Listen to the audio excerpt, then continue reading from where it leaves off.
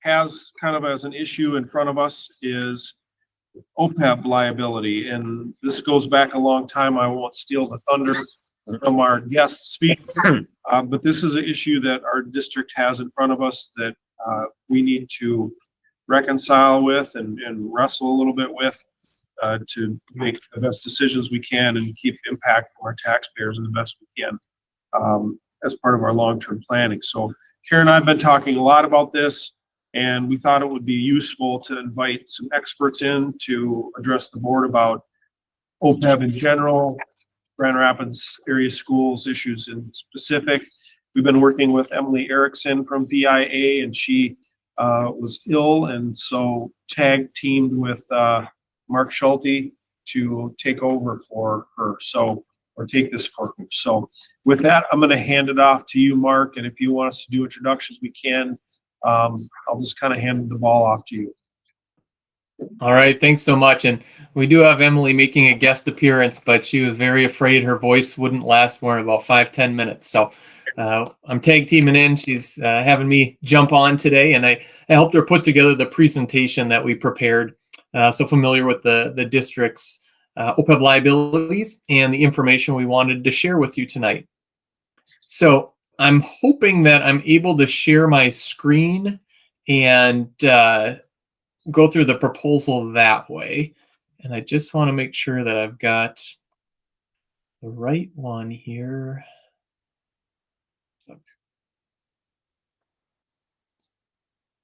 Okay. And I think this is it. So let me know. I'm hoping that it pops up soon. Does everyone see the presentation? Yes. Okay, excellent. All right, so a brief introduction. I'm Mark Schulte with VIA Actuarial. Again, my colleague Emily is the ongoing consultant on your plan, and we've been working with the district on your OPEB liabilities for many, many years. I want to say at least a dozen years at this point. And I think that this discussion of benefit levels has come up from time to time. But more recently, it's gotten a little bit more attention because the trust fund that was set up a while back to pre-fund some of these liabilities, the assets are starting to dwindle a bit. So what we're going to talk about today is a real quick background on OPEB, just to make sure everybody's on the same page, and then talk about the current OPEB provisions or retiree healthcare provisions that the district has, then discuss the liabilities, and then some ideas for potential plan changes to consider that could help sort of bend the cost curve on some of these liabilities. So the next slides, what is OPEB? And there's a lot of acronyms in the actuarial world, and OPEB is other post-employment benefits. So essentially anything other than pensions. And for most school districts, it's retiree healthcare, sometimes some life insurance benefits, or dental benefits, but really for Grand Rapids, it's really just medical benefits. And what we do as actuaries is you've made promises to your retirees about what level of retiree healthcare benefits they're going to receive over time. And so what we do is try to put a price tag on those promises. And so we gather data, we project out future costs, and then we come up with a present value in today's dollars of what those costs are going to be. And those liabilities go on to your financial statements and the notes to financial statements. So there's a lot of assumptions that are involved here about how fast healthcare costs are going to grow, things like that. But generally, we need to put together some type of cost estimate to value these promises. But as you might expect with healthcare benefits, it's a bit volatile. We think of them as being similar to pension promises, but they are different just because there are so many more areas of volatility involved. So the last thing I'll talk about on the background here is we have this chart, which is a projection of the annual benefit payments.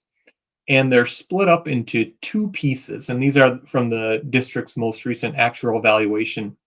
The one we're going to focus on are these blue bars, the explicit subsidy payments. And for fiscal 24-25, they're a little over $5 million or so, expected to increase to a little over $6 million, and over time gradually decrease.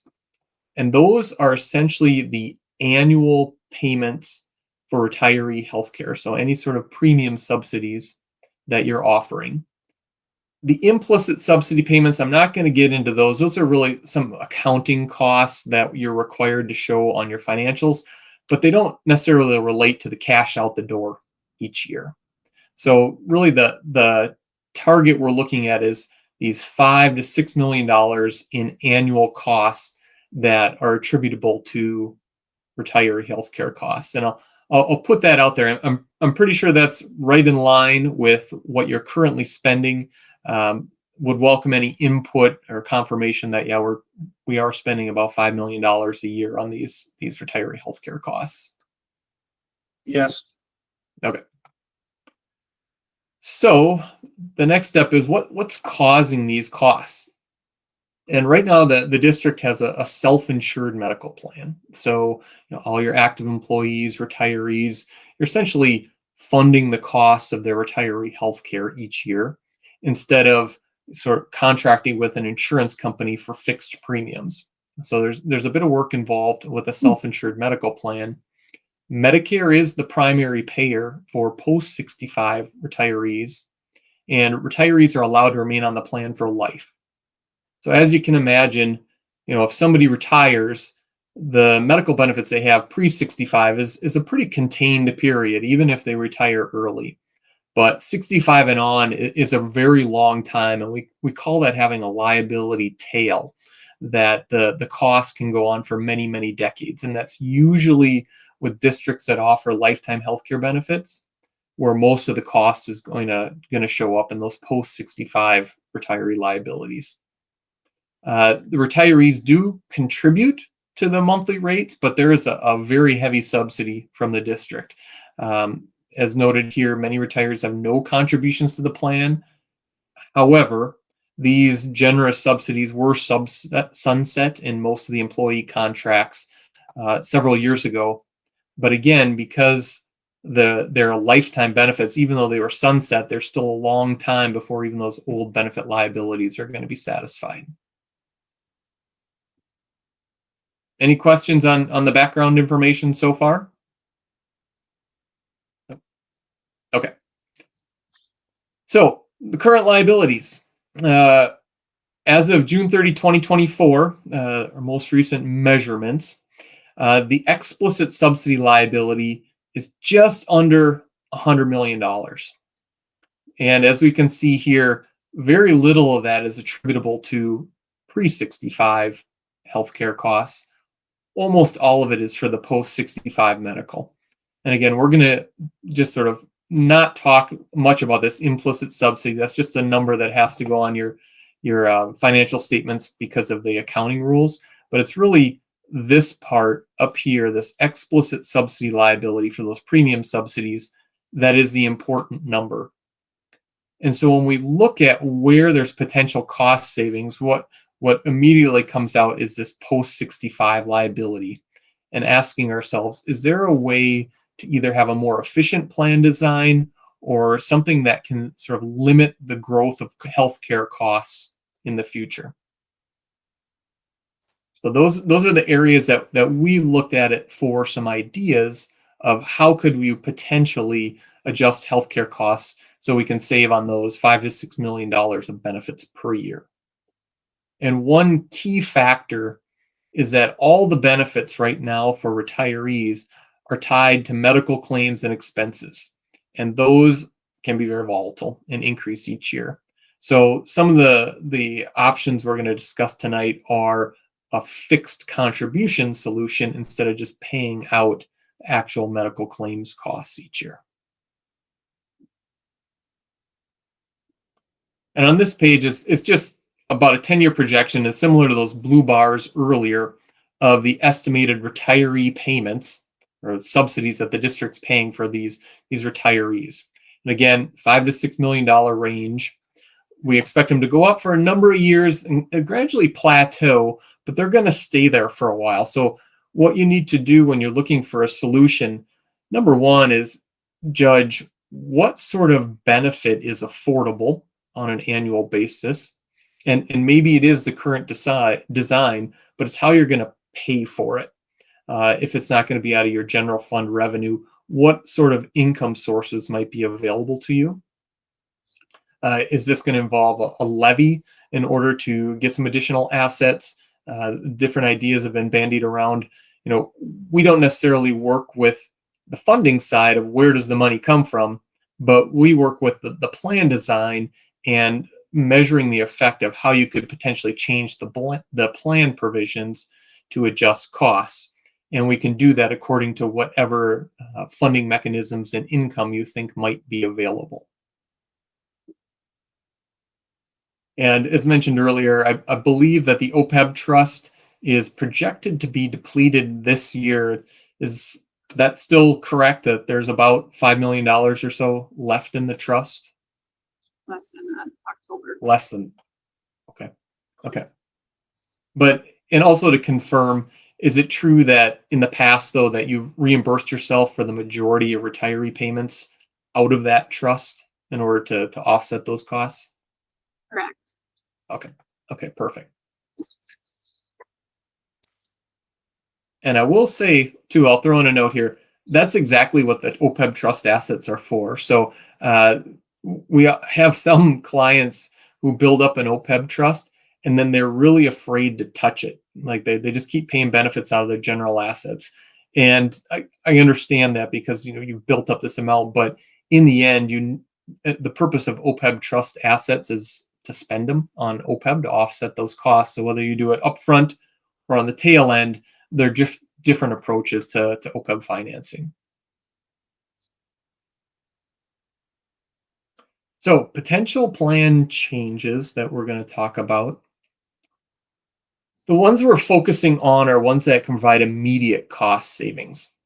So what we are talking about here is, if you adjust a contract for an active employee, by the time they retire and those cost savings go into effect, it can take many years to realize them. So we need to look at these post-65 benefits for retirees who are already receiving payments.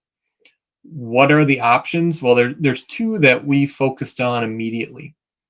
One is carving out the post-65 retirees, and instead of having them participate on your self-insured medical plan, is to contact the insurer and see what the premium costs would be to use a fully insured Medicare plan.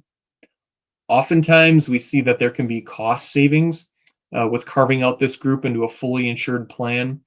And I think one of the potential advantages here is then kind of a fixed cost for the year. You have a contract with the insurer. They say, we're going to charge you X dollars of premium per post-65 retiree. Here's what your cost is for the year. And that can be an advantage of moving from a self-insured plan where the cost is whatever the claims are that the retirees incur. So that would be sort of a gradual step, moving to a fully insured Medicare plan. The other option would be, instead of paying directly for premiums and where those premiums could increase each year, is looking at a defined contribution benefit in lieu of district medical coverage. And the most common way to do this is with a retiree health reimbursement account, or retiree HRA, as they're called. And here what the district would do is say, we're going to come up with an annual budget of how much we're going to allocate to each retiree in their HRA account. And then it's up to the retirees to go shop for a Medicare supplement plan using the amounts that are in these accounts. And these are actually notional accounts. So you're essentially just saying, here's what you have to, at your fingertips, retirees, to go pay for coverage. It can give some additional flexibility to go find a plan that meets their needs. But you do need to have an administrator essentially to interact with the retirees, keep track of the accounts. And what the retiree does is then they request reimbursement from the accounts for any premiums that they're paying directly. Any questions on these two options that we've discussed here so far? I guess that reimbursement you talked about, if you went that second option, it would just be for the coverage itself, it won't be any co-pays or anything like that type situation or anything. Cause they're picking a supplement plan at that point, right? Yeah, and here I may have Emily jump in if she's able, but my understanding on HRAs is that they can be used for any eligible medical costs, including premiums. So say you give a retiree $500 a month into their HRA plan, so $6,000 a year, and they find a premium that's only $400 a month, but then they end up having co-pays and other health-related expenses. They can still submit both the premiums and those health related health costs to the HRA for reimbursement. Mark, yeah, I'm confirming that's correct. So it does provide flexibility if they want to find a very inexpensive Medicare supplement plan, then that extra money available to them can be used to offset some other costs as long as they're eligible medical expenses. Oh, but there would be a hard cap. Is that what I'm kind of hearing? Yes, that's generally how these are designed, is that the district would essentially come up with what can we afford to pay? So maybe it's a total of $300 per month per retiree. And generally we see these as an annual allocation. So that'd be $3,600 for the year. It's essentially put into the account, even though it's a notional account at the beginning of the year, but it gives them an idea of what they have to spend for the year. The retiree goes out, purchases whatever Medicare supplement insurance that they may want, and then they request reimbursement from the HRA administrator as those costs are incurred throughout the year. And we can talk a little bit more soon about potential provisions and flexibility in designing these plans. The amounts do not necessarily have to roll over unused amounts from year to year. You can say, here it is, sort of a use it or lose it during the year. You can limit the rollovers to a certain amount, maybe $1,000, roll over the entire amount from year to year. But one key provision is the district essentially owns the accounts. These are never cashed out. Let's say a retiree says, well, I'm done. I don't want to participate on the plan anymore. And I've got $5,000 in my HRA. They cannot roll that money out. They don't necessarily own the account. It's always a district owned account. So Mark, how does something like this work? Quite a few of the plans we would have would be family plans, not just the individual retiree. Yeah, so you'd have to decide, do you want to offer differing amounts depending on the coverage elected? If you have somebody with single coverage, do you offer them a $3,000 allocation and family at $6,000? Do you just want to offer a level amount to everybody? And it's up to them to decide how they want to spend that money. So the design is really up to you. Realizing that if you don't have a higher level of benefits offered to folks with family coverage, they might see that as a benefit haircut. Go ahead. Quick question. Have you seen, or is it possible to do HSA here for portability after? That's a good question. Generally, you have to offer HSAs with a high deductible plan. And I believe post-retirement, HSAs that you're not allowed to contribute to them. And That's correct, Mark. Yeah, so they don't work quite as well as an HRA for retirees, at least. If your current employees had time to build up an HSA account balance while they're working, then those funds would be available post-retirement, but it does not work for retirees. Is there a cap on the HRA accounts like there is on an HSA, like there can only be a specific level of contribution annually? Emily, do you recall the cap on HRA benefits, if any? I do not believe there is a cap that Yeah, I'm aware of for retiree HRAs. That's been my experience too, since it's employer dollars and there's not really a tax deduction involved, that it's unlimited. But given that you're trying to rein in costs, I think there's going to be a practical limit to how much you'll be able to spend. Right. Mark, since we're self-insured, and we're only paying for retirees' actual costs essentially, how would funding an HRA be less than funding their actual costs? Yeah, it all depends on the actual costs associated with the plan that's being provided. So I think for practical purposes, when you open an HRA for a retiree, instead of offering them full coverage on your plan, you're essentially attempting to cap the benefit spend. I mean, that's really what's the objective is of moving to an HRA account. Can the retiree potentially get similar coverage for a lower cost? Potentially. But I think what it is a bit of a cost shift and a risk shift from the district to retirees.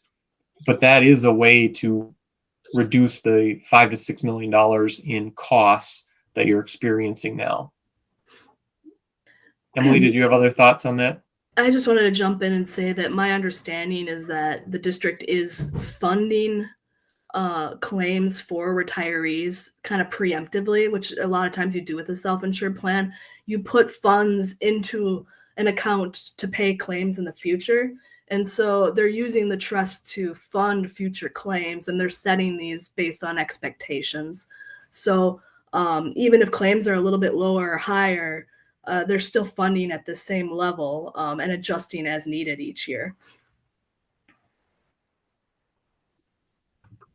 And so the cost savings they are kind of setting a funding cost each year. So each month. So the cost savings would also be from choosing maybe an HRA level that's lower than your current funding levels.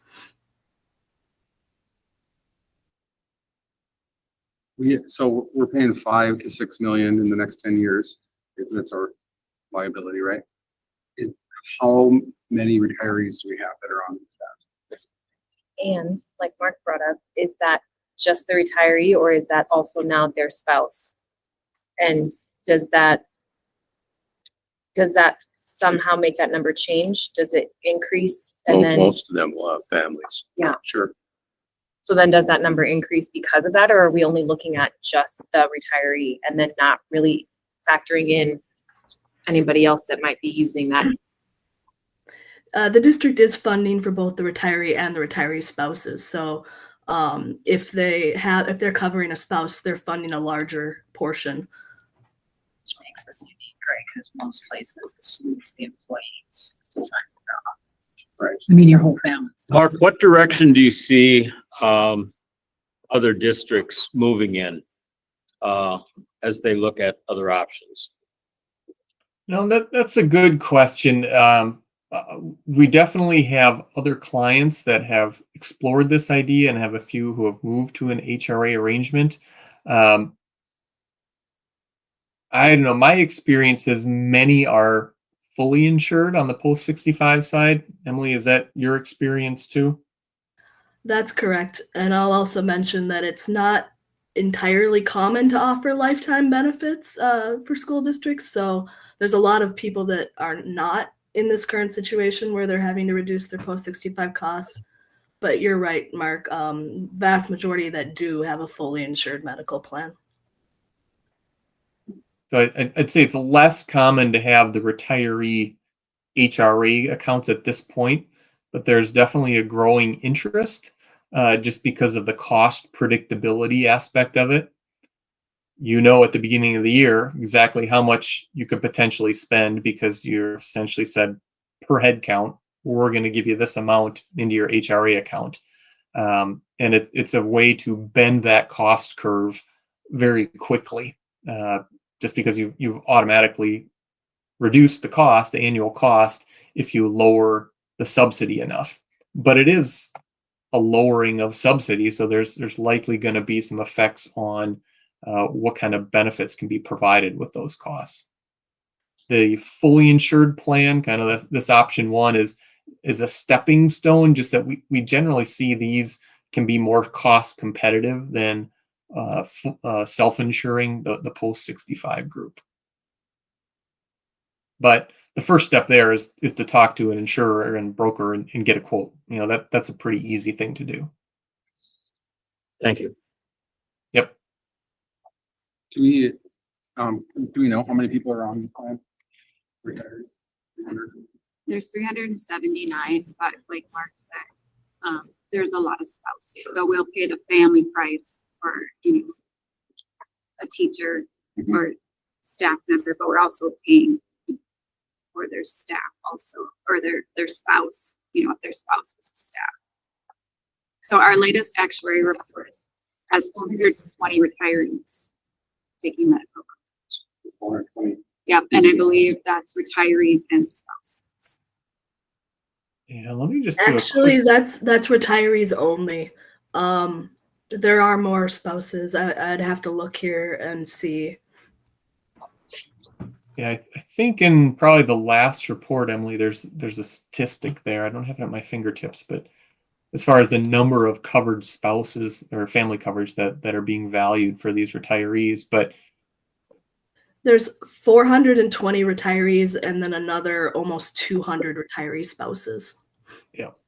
So Do we know out of that number, how many are post 65? The majority, I'd have to look a little closer. I can't recall at the moment, but it's definitely the vast majority.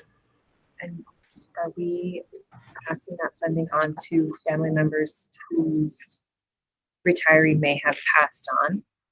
And then we're paying for spouses still, we're covering still. If a retiree is on insurance, they pass away and their spouse is on there, the spouse will have to cover the cost. They'll have to pick that up then, but they want to retain that insurance. You think that's a premium? And then 100% of it? Yep. does that, Except for we do have some from a very long time ago, we have someone that's over 100 years of coverage. We have people who's got in at a good deal and their spouses passed away and they keep our insurance. and then would something like that HRA then roll over to that spouse, or does that it doesn't, because it was attached to that retiree, even though that retiree was able to then use that with their spouse, but now that retiree has passed, are they then able to contribute? Oh, no, they can't, because it does not do that for retirees. Answered my own question right there. Thank you.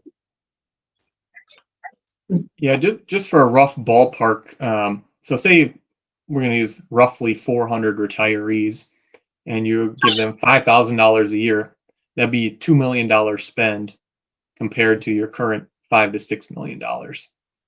So that'd be significant savings. Granted, that would probably not be nearly the same level of benefits that they're currently receiving, but just you can kind of gauge how powerful an HRA is as far as managing the costs. If you gave enhanced contributions for those with family coverage, obviously that's going to drive up the annual cost, but it still might be substantially lower than the $5 to $6 million that you're currently paying for self-insured coverage. $5 million a year, just at 5 million, with 620 people on the plan, we're paying $8,064 a month for each person. One more time, 8,000. $8,064 per person that's insured currently. That's at the bare 5 million. It's going up. Yeah, about $8,000 a year per head. $8,000 a year. $8,000 a year, I'm sorry. Yeah. Not a month. Okay, I was gonna say, listen. That's all great plan. Yeah, $8,000 a year. So none of our new employees get these benefits. I just think it's important to, that we say that out loud and reiterate that. This isn't about new employees. It's been sunsetted out of almost every contract. Post 65, it is out of all contracts. We have some that still earn pre-65 benefits. So how was it sunset? Was it sunset? You know, let's say they said 2005, 2007 sunset. So you had to retire before then, or if you were on a if you were Hired, tenured yep. before then? If you look at if you go through and look at So contracts, we've still got quite a few years that are gonna roll into this. Yeah. That's why we're out to 35, still rising. we got more people that'll be rolling in than pushing out. I am curious about the elimination of rule of 90 and the propensity for teachers to be, anybody, educator to be working later. How that's gonna affect this, I haven't really walked that scenario out. And again, it would depend on when they were hired, I'm sure. But we kind of have people in 3 or 4 different buckets. This retiree contribution group till death, past 65, this group in the middle that we're covering till 65, and then everybody that we're covering till they're retired. I think that, even if people are retiring a little later, I still think majority of people retiring around 65 or earlier. So the post 65 benefit issue will still be there. Yeah, we actually work with the state as a retained actuary. We consult with the legislature on a number of the proposals that are out there to come up with new retirement rules for TRA. And I think the proposals that are out there this legislative session are 62 and 30 or age 60 and 30.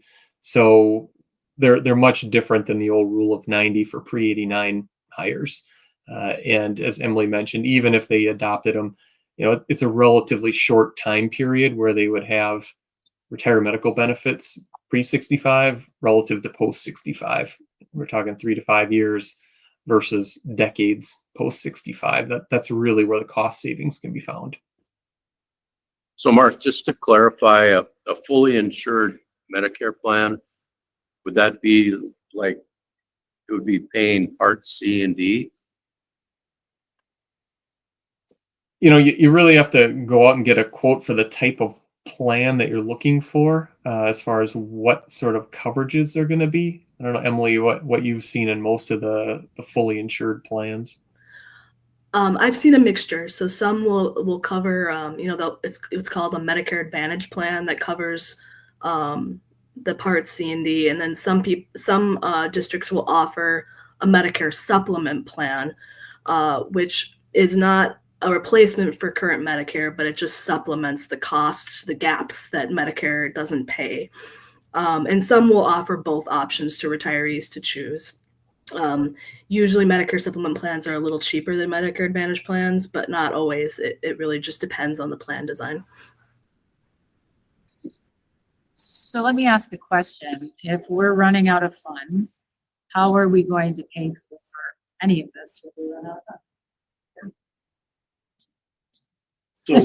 This There it is. curious, like we're out, like, well, then what? We'll be levying for it.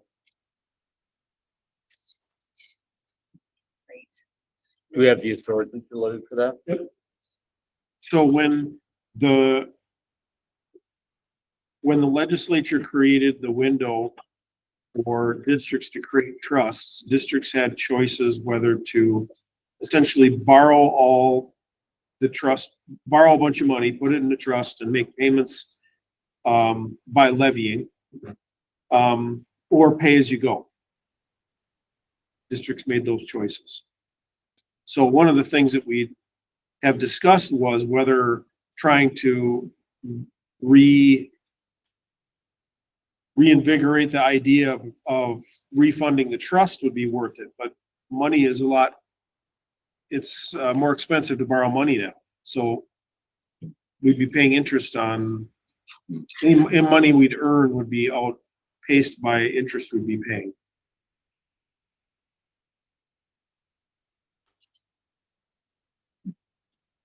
But at this rate, we'd have to levy for $5 million a year. Yep. Every different, every to continue to go up and then Yes. eventually. It would be based No one's gonna on, remember it, but it will. based on our spend, yeah.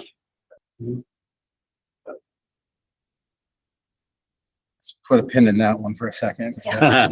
Um, if we were to make a change like this, since this is these people have been on this for X years, how does that happen? Do we have to, I mean, obviously we have no money. I think there's a public service that we have to share that this is the situation. However, if we, I don't know, like what has to happen? Do they have to agree? Yeah, so I asked this question of our, kind of our monthly collaborative meeting that I have with admin. And, the current bargaining, and Angie, if I say something wrong, is correct.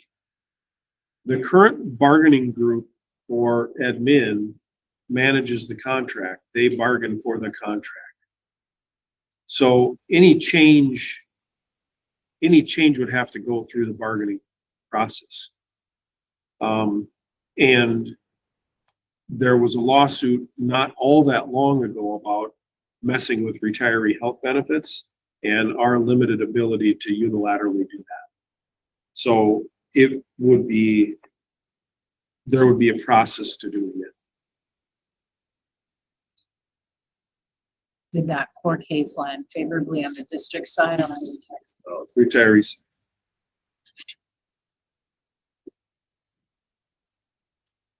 So we would need cooperation in order to do it. From the current members of the bargaining group? Mhm. So if it would be beneficial to some, but not all, could some accept some sort of a change? Good question. Assuming that has to be bargained in, right? You'd have to make levels Like any of change, some, right? yeah. Right, you'd have to make kind of a two. And then when you start getting quotes from carriers, there's a minimum, usually a minimum. And Mark and Emily cut me off if I say something wrong, but usually there's some sort of a minimum number before they'll quote a group. So there'd have to be some sense of how many we're talking about. Yeah, I just wanted to bring up that, if you decided to make a change and you didn't want to go get into a bargaining issue, switching to a fully insured plan probably wouldn't be a bargaining change because you're offering medical coverage to them and you're subsidizing a portion of those costs and they're contributing, some of them are contributing a small amount, some of them are contributing nothing. If you kept the contribution levels at the same amount, but you just changed your medical plan, people change medical plans all the time, and that's not a change in what they're offering to retirees. So you might have more flexibility if you go that route. Yeah, the lawsuit was about the value of the benefits. Okay. So I think you're right. That would be easier to do that as long as we could justify that there wasn't a giant change in benefits. We can find a cheaper way to provide the same benefits. That we could do that.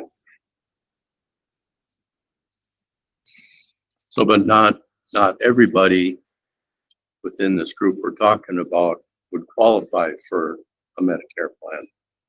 Right, it'd just be the 65. Yeah, I think if you look at the liability, So the there's hugest some- liability is on that post 65 group. That's what biggest chunk of life is. Correct.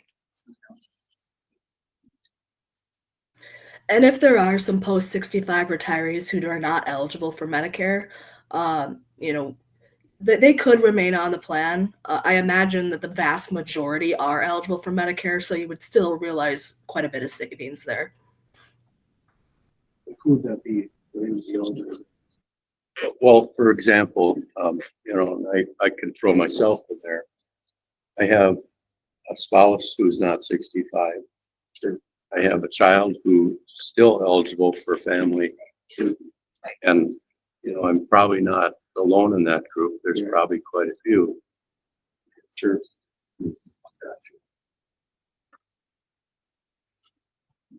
then in that Yeah, case, because if they it's family plan and Family plans. so you can't get just you off and Mhm. You might be able to shift off the 65-year-old retiree. but you still have that liability out there on your rest because you have to say. But even still, from a percentage, that can't be, it's gotta be a little bit of a unique situation. It seems like, and I think, when Mark and Emily were talking about chipping away, that's my word, not theirs, but, kind of the place to start, like, it's gonna take, it could take a multiple set of solutions here, not one, right?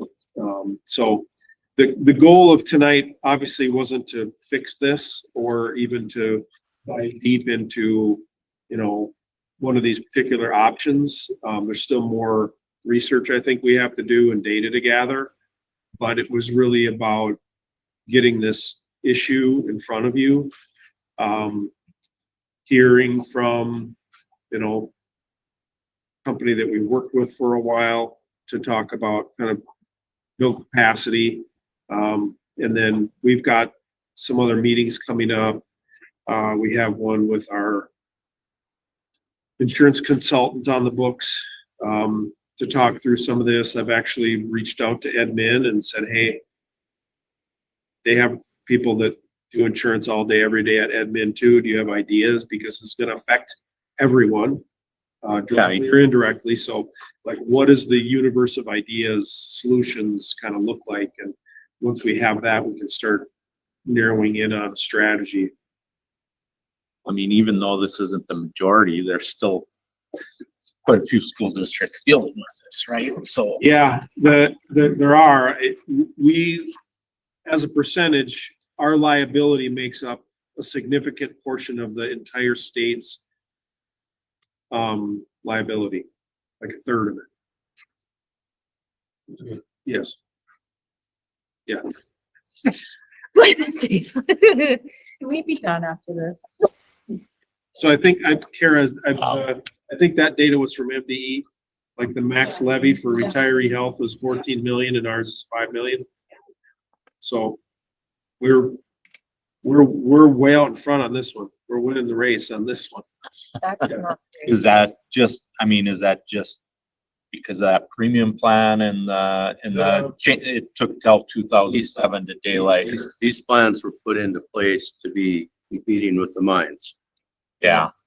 which offered lifetime health. And even So it's mostly range schools. even going back to 2009, Kara and Julie dug up a legislative audit report from 2009 looking at OPEB liabilities, and our district and a neighboring larger range district were in the top 3 or 4 in the entire state, comparing liability to operating expenditures. And that was 15 years ago. We were ahead of the pack, but it's all about the rich plan for a long time. And then that's the radical increase in medical costs. If you look at our estimated liability 15 years ago, 17 years ago, our estimated liability was $60 million. Well, it's gone up a lot just because of, so our trust wasn't fully funded when they decided to take that approach. They didn't fund the trust fully, which would have really helped, would have bought us some more time, but we still would have had the problem of a trust running out. Well, I mean, when these contracts were put in place, healthcare was. And- Right. Yeah. And we're talking October, right? Is that what I heard? October, we're out, and at that point, we're we're either levying or we're taking out of our general fund, right? Yep. Starting off. And at what point can we levy? Yeah, Yeah. Kara, jump in. So when it runs out in October, I'll have to start paying these costs for general fund. So it's, about $425,000. So I'll be taking that from our general fund, putting it to our health insurance fund. So that's a general fund expense, right? So next year we'll have I'm just gonna ballpark about $3.5 million more in expenses in our general fund. And I can't levy for those until we spend them. So I'm gonna tell you right now, our budget is balanced next year. So we'll have to do that, and then the next year I'll levy for that 3.5 million. Next year we'll spend 5 million. Like we're So gonna you're do- always a year behind. Yes. Always there. Yes. So I think, Which will take a while to get us back to. Right. To fiscal, the Right. 10% over and, Yep. Like we were the laws. so we'll always be playing this catch-up game. The one, I guess the thing that's important to mention and note is that if we didn't have 10%, if we were sitting at 1.6% fund balance, we would be in SOD overnight. I mean, I am glad we are there, but it's like, I feel like I just keep chasing the resource. I was just gonna We say, were- this- It doesn't, it just feels like since I got here, I'm chasing the guy that's running, like, that's what I feel like just when I think we catch him, like, dang. just kidding. And I know I'm not alone. No, I'm not keep alone. turning over stones. Is there a potential legislative solution to do the same thing again? It's possible. It's something that I've talked to some folks about. I think the issue becomes is there a practical financial advantage to it? And I don't know that there is, because again, if we issue bonds, we're borrowing money, and if we're paying whatever, 4 or 5% on that money, we're not making money. And it's also challenging when it's not so widespread. We're Yep. 80% of the Yep. problem, Yeah. and it's not statewide, right? At a time when Yep. there's no money in the state, it's not like they're gonna start.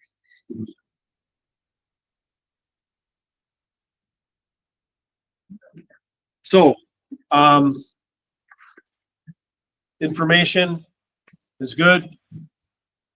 It's an opportunity to excel. But we have some tough decisions ahead of us for sure, and we'll keep gathering information and keep you up to date as we learn it. And at some point, I anticipate having sort of a set of options here that we could look at and then working through that. Mark, Emily, anything to add before we let you go?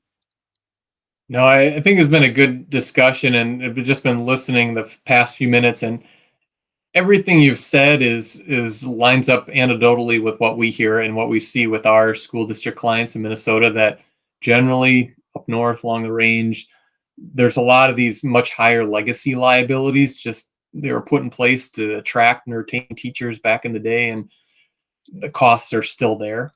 I will say we had a couple more slides here, but I think we covered all this stuff just in our discussions. I will point out, and these go along with what's just been discussed. We'll be remeasuring liabilities this summer. We'll get new data and kind of have fresh numbers, so stay tuned. We'll have some numbers there. Just some notes that open enrollment for Medicare is coming up this fall, so if there's any changes that people might need to deal with, that's another trigger. Communication is going to be super important. And again, you talked about legal implications, just making sure that stakeholders understand what may or may not be going on as far as potential plan changes. And I would also just add that sort of transitory step of potentially moving to a fully insured Medicare plan, getting a quote on that should be essentially free and easy. If you just want to at least start exploring that, so you have some numbers, because it's easy for us to say, here's option 1, option 2, but until you have some numbers from the insurers of what kind of cost savings there might be. I think that'll be extremely informative to help you make some decisions. And also talking with the folks who run your self-insured plan to see what potential effect could this have on the active employees and retirees that are still in there. Does it have any effect on them, just to make sure there's no surprises down the road if you start moving in one direction. Other than that, Emily, do you have anything else you wanted to add tonight? No, I think we covered it all. All right. Thank you. Well, yeah, thank you for letting me come off the bench for Emily, and hopefully she'll get well soon, and we'll look forward to future discussions on this. Sounds good. Appreciate it. Thank you. Guys. Take care. Thank you. Anything else, Kara, on that item? Even if we drop our liability from 5 million a year to say 3 million a year, it's a very good step. Yep, right. And it's still a step we don't have. Correct. Yep, right. Anything we can do to carve into that 5 is good thing. And, you know, just putting in perspective, that $1,100 operating referendum that we ran in 2023 was like 4.4 million in revenue. So if you think about tax impact, it'd be like, you know, a $1,200 operating referendum, essentially is what it would be equivalent to. Only this one doesn't go to So this Lakers, one which just makes is- it. Although this one doesn't go to bring people back, to create opportunities for kids. Just to pay the liabilities we already Yep. have. Which there's kind of two things as I'm sitting here. One, I think, meeting with stakeholders and having a presentation with retirees who could show up, I think, sooner as opposed to later, right? Just, even if it's just informational, like, and here's all the things we're looking at. I think that's one thing, but we also have to start some type of conversation in the community. So it's not like when all of a sudden they just get hit with a levy, that could be near the amount that we asked for. They don't think, oh, they're just putting this levy over here, but they're using it for something else. Like, I mean, I do think there's some communication pieces that have to happen. Otherwise, we're gonna catch up. A great segue, Melissa. Yeah. Whatever I could do. 'Cause I really just want to go home. Moving right along. After that, right? Moving right along. Moving right along. I don't know. I think it's good for us to keep the impacts of OPEB separated somehow from the other tax impacts for our current staff. Because I think that's a fair. That's a full sentence, David. That was Let's, good, yeah. let's talk about that during the next item agenda here. Community engagement discussion.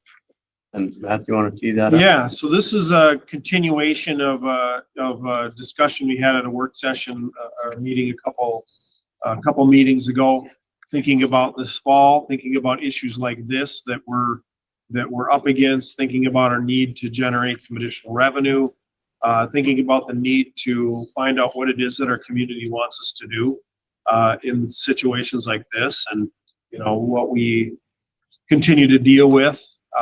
So at that meeting, it was discussed to bring Daler forward and to speak to you, provide some information. So I talked to Jeff Daler from Daler PR, Ron Wilkie as well.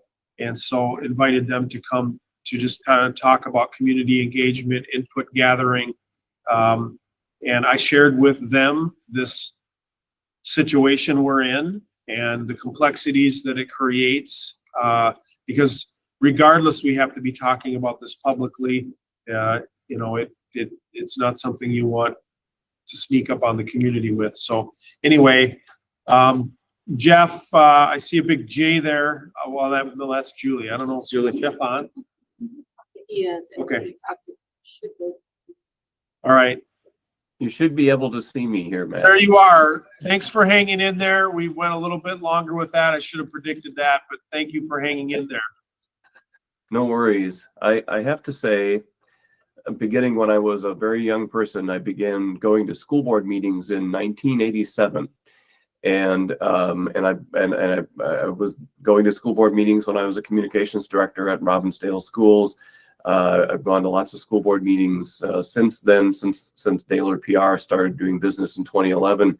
And your situation is not unique, but your situation is challenging. And all I can say is, thank goodness we have people who are willing to be public servants. And so I really appreciate the work that you all have to do and the decisions that you have to make. It's tough. And most people, I don't think, recognize what you actually have to do. And the thanks that you get is pennies on the dollar for how much time you put into this. And so really the thanks you get is people like me saying, thank you for doing what you do. Ron was a former superintendent. Anything you want to add to that, Ron? Well, I would echo that, Jeff. I've been retired for a few years now, but strangely enough, listening to, I think I was on with you for most of that, your OPEB agenda item, but strangely enough, it makes me miss the superintendency. It was hard for me to just sit back and not jump into your discussion. And I think your reflections, oh my gosh. And the last point, I can't see your names, but about the communication piece, I think you're spot on too. No. And I absolutely feel your frustration or pain dealing with all this. I've had many challenges of a similar nature to this in my years as a superintendent as well. But I think you're going about it the right way and getting it off to a great start and addressing the challenge.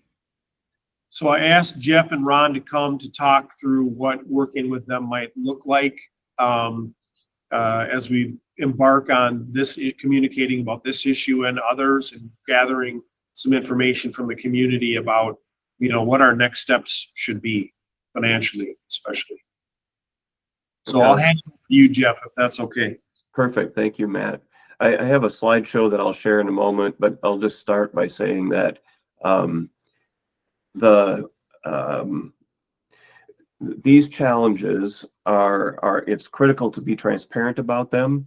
And it's critical to be sort of communicating all of the time in between referendums. Unfortunately, in Minnesota, doesn't matter which school district you're with, the next referendum is always right around the corner. And so whether you're contemplating that in November of 2025 or you're contemplating that in May of 2026 or November of 2026 or 27, the next referendum is right around the corner, and communicating all of the time is essential to keep building trust in the community, ensuring that people know who you are and recognize that that you've got big challenges and that here are the ways that you're trying to address them.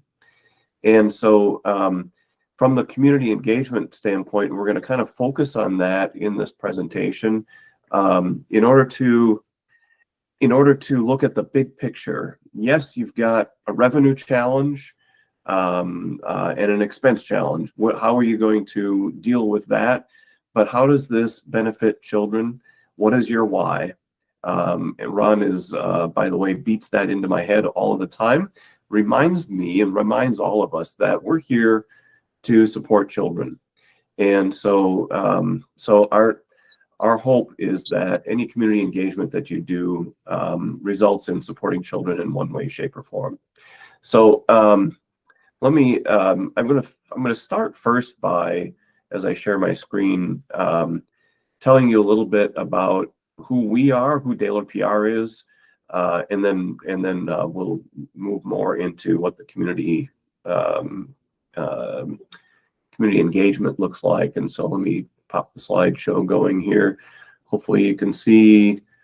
There we go. Okay. All right. Can you all see this? This is our core focus at Daler PR. Yes. We're for years we had been asking school districts to make sure that you have a strategic plan that doesn't just sit on the shelf, that you are truly working towards accomplishing the goals in your strategic plan. And then we realized that we didn't have one of our own. So a few years ago, we intentionally went through a process of deciding who we are. And when it comes down to it, we're in this business because we want to improve communities. And we do that through exceptional public relations, marketing, and strategic counsel. Our niche is the public sector. So we do work for state agencies and for counties and cities, but our sweet spot is schools. Most of the people that work at Daler PR have worked in the public schools in various capacities for quite some time. If you asked some of our other customers what they think of us, these are the words that they would use to describe us. We have several people that work in Minnesota, and that would be myself and Ron. Sarah Thompson is new to us, although she's kind of been working with us on the side as a contractor for quite some time. Just joined us as a full-time person about a month ago. Jane Helgevold and Chrysanthi Sikala are round out our team. And this is a lot of words, and I'm just going to focus on the ones that are bolded here. We use this, after my name, it says APR. That's accredited in public relations. And when you get that accreditation through the Public Relations Society of America, they drill this planning model into your head. Research, planning, implementation, and evaluation. And so people used to come to me in my office in Robbinsdale, and they would say, hey, I need to put a brochure together for my department. And I would say, let's look at that and see if that's in fact the best way to communicate with your audience. Who is your audience? How would they prefer to be communicated with? What are you trying to get them to do for you? And what messages resonate with them that would help to motivate them to do something? And so we start with research, and community engagement is a part of research. And so you're looking at this in the right way and starting at the beginning. We provide a number of services to schools, but some of that includes community engagement and referendum marketing. But there are other things that we do as well. And so that's one of the things that we love to do is some of this other stuff, especially communications planning. But I tell you what, an awful lot of school districts in Minnesota are in need of referendums. And so we end up doing a lot of work in that area. So you all know what your situation is, but I'm going to go through a couple of these bullet points. There may be some that we got wrong, and so tell me if we did. But in conversation with Matt, this is kind of the highlights. So we know that, you're in that neighborhood of 3,100 students. You have a pretty large geographically sized school district with a number of smaller towns and townships. You've seen some growth in the city. You've become politically conservative over time. The last 3 presidential elections have seen greater and greater numbers of people voting for the Republican candidate. We all know that the school district has financial challenges. You've been making a lot of budget reductions over the previous several years. You've worked on changing things within your contracts with your bargaining units. You're working on solving your OPEB problem. There's a significant number of things that you have been working on already. You tried to pass a referendum to help with revenue. That did not work. And then, you've got some additional expenses. And so, of course, OPEB is one big one.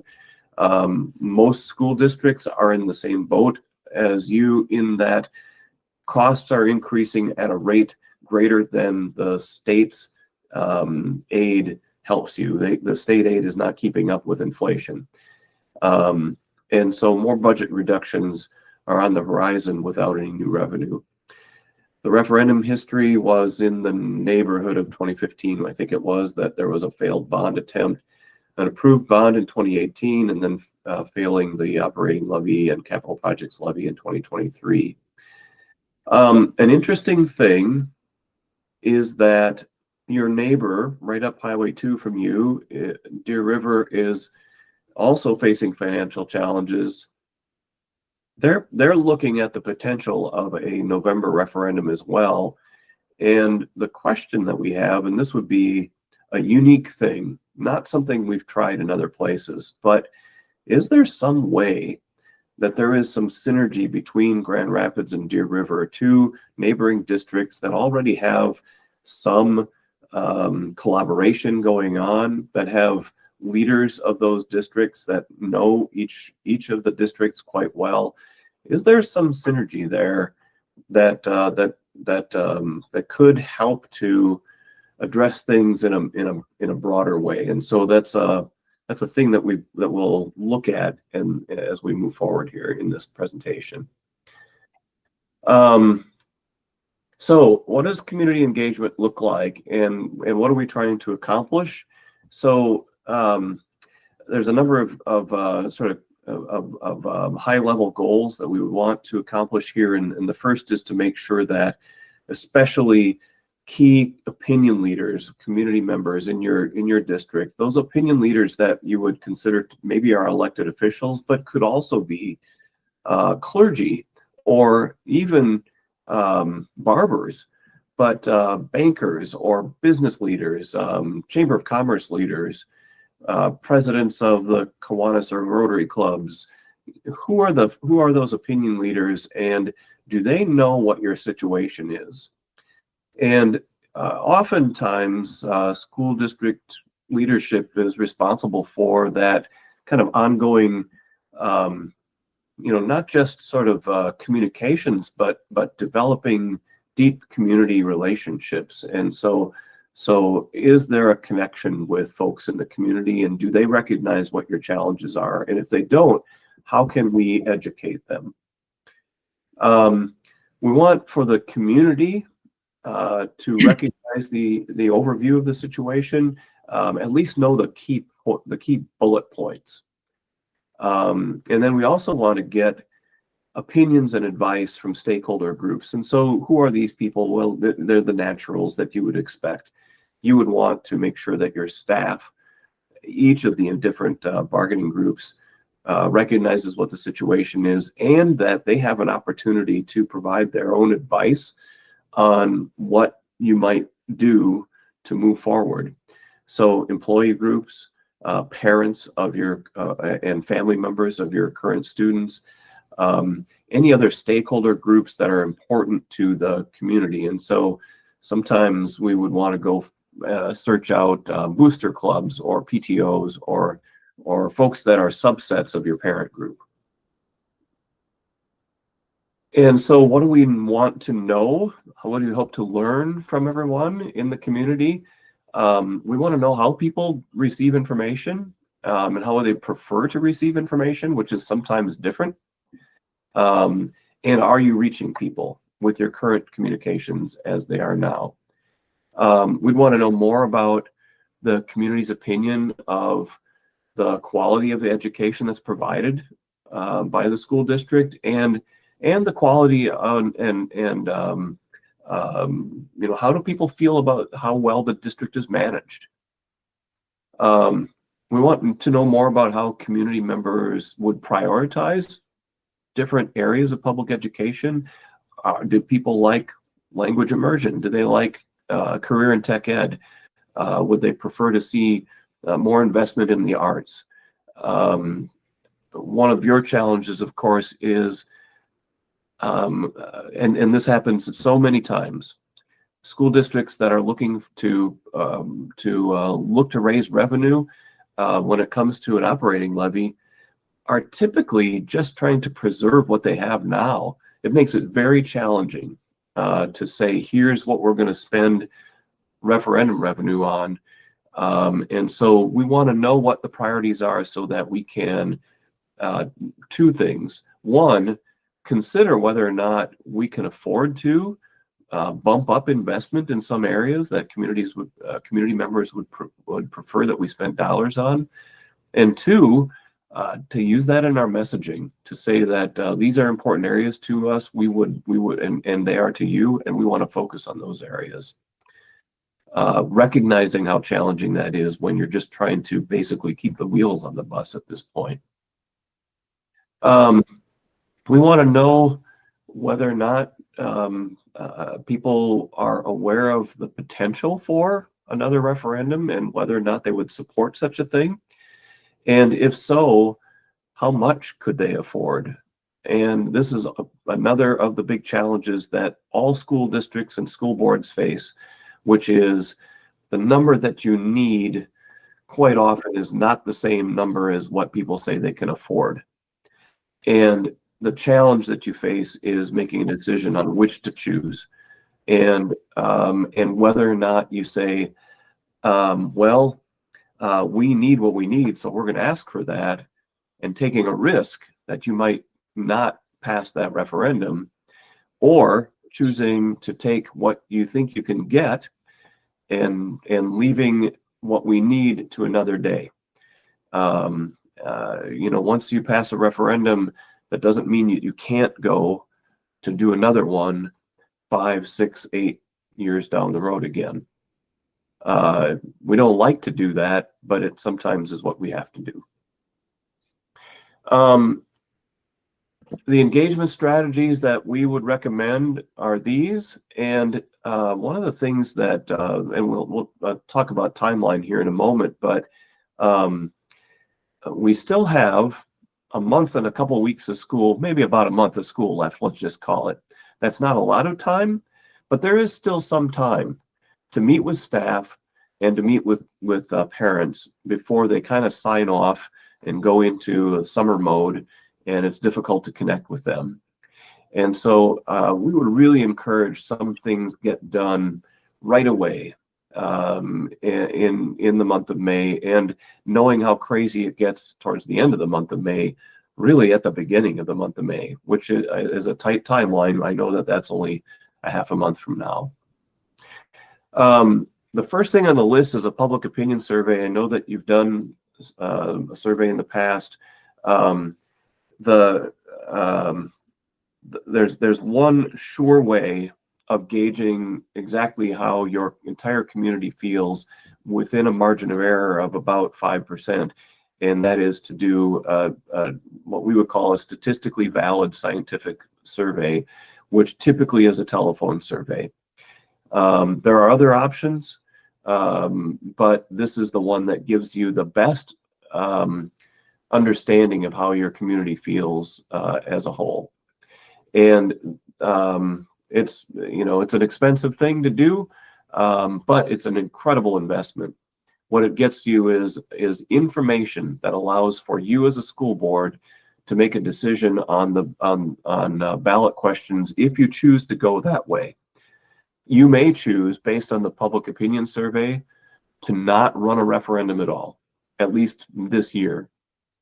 You may choose to go ahead and run a referendum, but this would help you to determine what the questions would look like, what they would, what fund, and how much money you'd be asking for. But it's also important to do the other things, to meet with staff and make sure that staff recognizes that they had a chance to provide input, to meet with parents, to make sure that they have a chance to provide some input, and any other stakeholder groups that you feel are really critical to engage with. The two other items that I haven't talked about yet are a task force and a roadshow. And so the task force is that opportunity to maybe meet with some of those public opinion leaders and ask them to meet with you 2, maybe even 3 times over the course of between now and, let's say, the end of June. Again, with the purpose of deeply educating them on your situation and really starting with school finance, which is a very complicated thing to communicate, and so you need some time to be able to work with people, and so having that deep education for a few people in the community that are well placed means that they can become ambassadors for you at a later time. Some of them might end up being on a yes committee. Some of them might just be willing to, behind closed doors, share information with other people that are important in the community. And then the roadshow is just getting out and going where the people are. When we do community meetings, we would ask for a couple of times to have people come to us, but we recognize that that's really challenging. We're fortunate to get 15 people at a meeting, but when we go where the people are, when you go to the PTO meetings, when you go to the Booster Club meetings, when you go to the Kiwanis meetings or the Rotaries or the Lions, the people are going to be there, and you have a better shot of sharing your story with them. That roadshow ends up being early as a part of community engagement, and then later, if you choose to go to a referendum, when you're going to talk about what that referendum looks like, you're going to go back to those same groups of people. I'm going to do this, and then we'll go backwards and go through these same slides that I've talked about and re-engage and ask for your questions on those things. But we've talked to both Matt and we've talked to Pat Rendell up in Deer River, and we've said, okay, you guys have things going on. You're both public school districts. You both have superintendents that have spent time in each of the two districts. These two districts have collaborated on educational programming and other things before. Each of you has revenue needs, or at least financial challenges. Is there some synergy here? Is there something? I guess another thing that I might share is that each of the two school districts share traditional media coverage. So you would see articles about both districts in the same newspapers or hear them on the same radio stations. So is there something to this? And I don't want to spend as much time on this as I do on the previous few slides. So I'm going to kind of go through this quickly, but if we were to do something along these lines, knowing that a common theme would be that strong schools equals strong communities, that each of the school districts, we want to build awareness of about what the challenges are, but also about the positives that are happening in school districts. We want to build support for schools that maybe results in motivating community members to take action to support on election day, but maybe just results in community support overall. And you can do that in a few different ways. You can do something in person. There can be an event, or there can be things where people going where the people are, where people would talk about the things that Deer River and Grand Rapids have in common. You could go so far as to have billboards and stuff in the newspaper and video and yard signs and whatever. There's things that are potentials. But how would you do that? And you would need some sort of community support. And could that be both unions within the school district, but unions within the communities? Could that be business community? Could that be foundations, individuals? Who are the people that might say, yeah, I'm for schools. I support public schools. I want to see this working together. And could there be something that leads to a groundswell of support? As an example, if you were to do lawn signs that simply said, strong schools equals strong communities. We support Deer River and Grand Rapids public schools, something like that. Is that a thing that would just, slightly elevate the feelings, the positive feelings about public schools? So it's a thing that Matt and Pat asked us to think about. And as an internal team, we looked at this and we thought, this is a unique opportunity. It's not something that comes around all the time. It is a thing where if the school boards of Deer River and Grand Rapids chose to go out to a referendum, there would be information in your traditional media about each of your referenda. Now, is there an opportunity to tie some things together? Obviously, the the things would be different. That, you know, their ask would be different than yours, but there are some things that would be in common. So it's a thing to think about, but I think before we think about it, it's more important to start back here with this community engagement work and ask about your questions and your thoughts around what's doable and what would you need to help you know more about your community and what they think about the situation that you all face.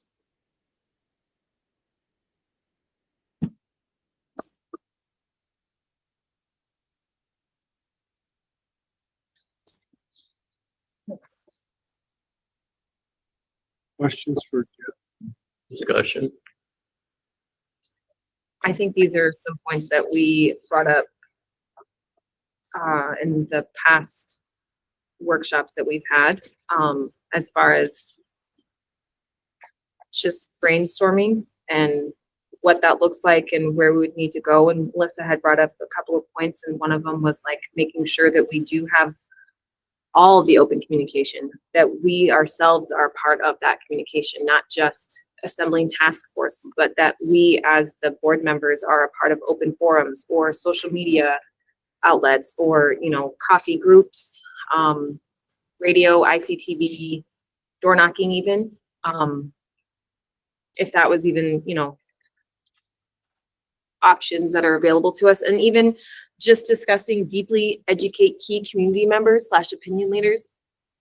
We all know, it's not a secret, that we have a lot of people in our community who have a lot of opinions about what our school district is doing with our finances. And we have good and we have bad. That does not mean that we only make sure that we're communicating with just the people who are saying positive things about our district. We have to make sure that we're engaging with people who also might have some misconstrued information about us as well, and making sure that we can educate them the best that we can, not obviously trying to change their opinion because they're going to feel how they want to feel. But as long as we are projecting factual information out to all community members, that it's not just what you guys are thinking is happening, but this is the reality of the situation. And however that looks, but that stays within us, as we are the main individuals who are responsible for that and getting out that information. And I don't know what that would look like with Deer River, and I don't know what Deer River's community is like as far as what their opinions are of what's happening over there. Yeah, I would almost say let's set Deer River aside for a while until we may get there and talk about that a little bit. But the things that oh, please tell me your name. Oh, I'm sorry. I'm Ashley. Ashley. Yes. Ashley, you hit the nail on the head, especially on 2 points, especially. One, making sure that school board members are engaged in the process is absolutely critical.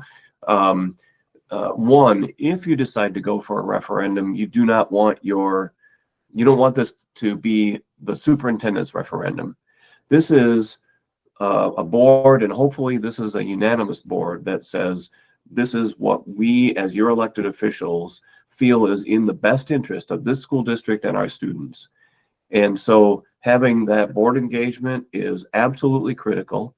And then the second thing that you said that is just spot on is making sure that you're engaging not just with those positive folks, but with the negative folks too, so that they feel like you listened, so that they feel like that you care about them, and you may or may not change minds, like you said.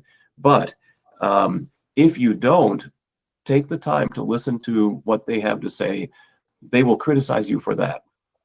And so the beauty of, for instance, a public opinion survey that is a scientifically run, statistically valid survey is that it gathers opinions from all people, positive and negative. And so the same is true, though, of all the other community engagement meetings and such that you would do.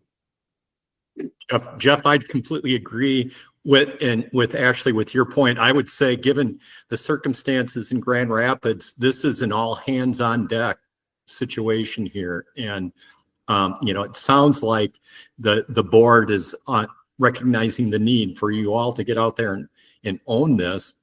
And when you're in that engagement process, the listening to people, that can be difficult at times to not come across as being judgmental, but just to really stay as curious as you possibly can and just listen. But then on the flip side, when you are communicating the district information, it needs to be concise, clean, consistent, that you all are on the same page in terms of the messages that are being shared out there as well. Even this meeting tonight, coming out of your OPEB discussion, what are the core messages, key messages that, I'm assuming this is recorded. I don't know if there's anybody else in the room listening to this meeting, but, what are those messages that you want people to take away from your OPEB discussion at this point even, and so at this point, moving forward, every step of the way, thinking about those key messages and the understandings that you want people to take away from the work that you're doing is critical.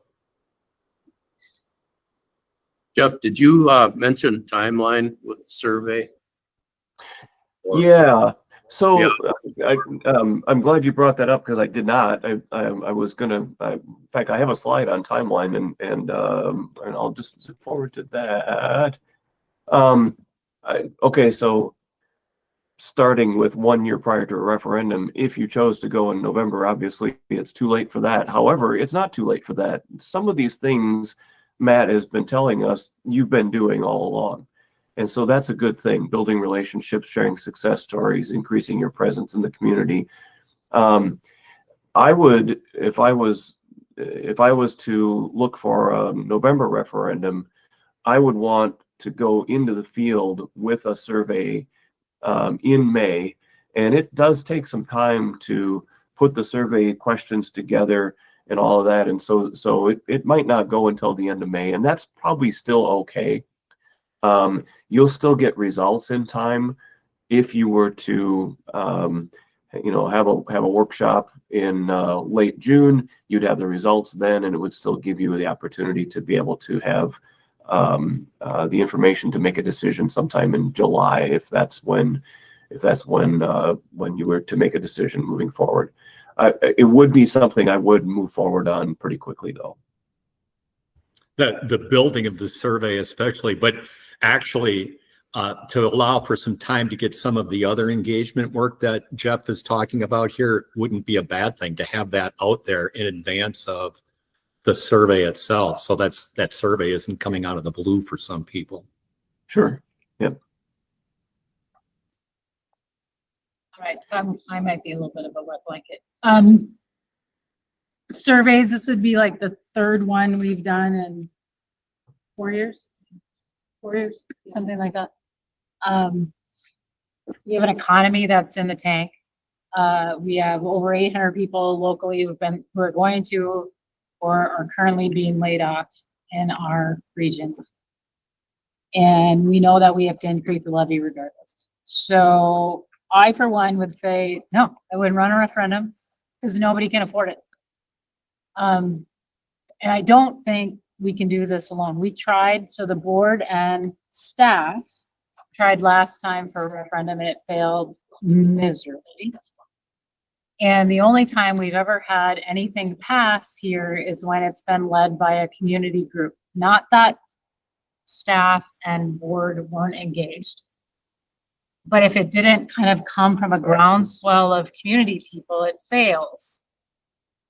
And I don't know who those community folks are. I haven't seen anybody step forward into that space. And we just did a roadshow, right? I mean, we just started to talk about what we're doing. I don't know. I don't feel good about any of it. I feel like we know what our community feels. And I don't think we have much of a tolerance for increased taxes, if any. And we're already going to increase the taxes because we have to on a levy side. So as much as I like it, and I, as someone who has a research background, love the survey, but we have been surveyed to death over the last few years. And I just don't think we have much of a community tolerance, especially with the layoffs that are coming, and we've only seen the first round. There will be more coming on the state side, not just the federal side. So both from forestry and human services. So I'm sitting here going, I would love to do it. I don't feel good about it. I'm really hesitant. Can you, I know we did the survey in June of 2023. I'm not, like, what other surveys did we do? We did one after the referendum failed. And then even when we did the one in 2015, maybe? We did the one right before we pitched the new school. Yep, and then not only was it a survey, but then there was also phone banking that happened as well. So there was that survey as well. So at least 3 for sure that we've done. And the opinion hasn't really changed. And to be fair, again, our community is middle class to poverty level individuals, and having a referendum go out, especially right now, would not, it wouldn't work. It just wouldn't work. And I mean, again, like Melissa's saying, all of this is phenomenal. It's a great process. How does that, but it wouldn't work right now without us. It wouldn't work. We don't even have, I mean, and unless we decided like in May, right, if we knew about the recreational property tax that possibly is going to come through, what would it look like then even, because at that point in time, even to receive those funds, we would have to run a referendum. It doesn't matter. So do we run a referendum once we know, yep, we're going to get those funds? Only if we, that resolution passed, we're going to get those funds, but here's what we need to do. And then we say, this is how much we're asking for back from the state. In order to do that, we have to have our community members say, yes, this is also what we're going to tack onto that though too. This is where that money is going to go. Once we get that money, then this is where that money is going to go. But, and it's a really big but, we can't really do anything until we know for sure what the state's going to even say about that piece. That were the cuts that are coming from the state's education. We're stuck in between a rock and a hard place right now on so many different levels. It's just, we can't. I think, the polarity isn't between, it's more sophisticated than if we run a referendum or not. I want to know what they want us to do. What do they want education here to look like? Do they want us to keep all the buildings open That's fair. that we have open? Because without more revenue, more cuts come. That's a guarantee. So do they want us to keep all the schools open that we have now? Or are they okay shutting one down? Like, that has to be part of the discussion then. Yeah. Do they want us to prioritize class sizes in primary and say, hey, we're okay with 40 at the high school in order to keep 26 and below in primary grades. Like, we're okay with that. Like, but at some point, if we're going to say no to this, what do we get to say yes to? We have to know what the alternative is, what they're okay with, because we can't pretend that this is do we run a referendum or not question. It is not that. It's what does the other side of it look like? They have to weigh in on that. Yeah. And I mean, so then the question is instead of doing another survey, do we as the board come together and still do an open forum? Do we still do something with the radio and ICTV? And then do we still try to figure out who we can rally from the ground up and ask to, pass that information along? And again, good or bad, I don't care if it's people that have a negative opinion about us. I want you to come in so we can talk to you. I want to know where did that stem from? Where did your negative thought process stem from? And how do we fix that? Can we fix that? What does that look like? That's the other piece of that is I want to know what parents of kids want for their kids. I don't want someone who's my parents' age, who's 70 something, trying to tune that in, because that's how we got to dead last in computer science. Like, we are now gonna have 400 or more welders who are laid off from Blitz. So now what? You know, I mean, there's a whole bunch of what ifs, and I get your point on, and we do need to know that, but to me, that looks like a little bit different process than do we or don't we run a referendum? Yeah. Because what that tells me is we heard you when you voted no the first time. And in response to that, we do have to make cuts, and here's what we have And to there's do. hard decisions. Right, Where are and those so, and decisions? so what we need from you now is kind of, thinking about what does that mean Right. and look like? So that to me looks like a little bit different than what I heard here, so. Yeah, well, I mean, the agenda item isn't referendum planning. This isn't, referendum timetable here. It's about community engagement. I think that's what we're talking about. Because the referendum is only only an option on a list of a bunch of things. Yeah, that's fair. And we have to get to that point where we can make a decision. We are not anywhere near being able to do that. Yeah, so if we just cut out that word entirely and just stick with what Melissa is discussing at this point in time, then as far as community engagement and what that looks like, and like, hey, what is it that you want from us right now? Like, you've made the decision, but like Melissa said, what does that look like? And keeping with all of these points, because it's phenomenal.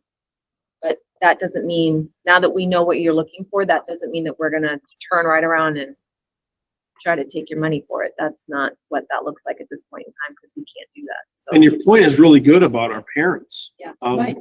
One of the takeaways from our referendum in looking at the data is the 18 to 35-year-old voters, they're typically underrepresented in votes like that. They were extremely underrepresented in our vote. So their opinion wasn't really heard in that referendum vote. And yet it's their kids, right? And yet it's that their live- kids of getting affected by it. Yeah.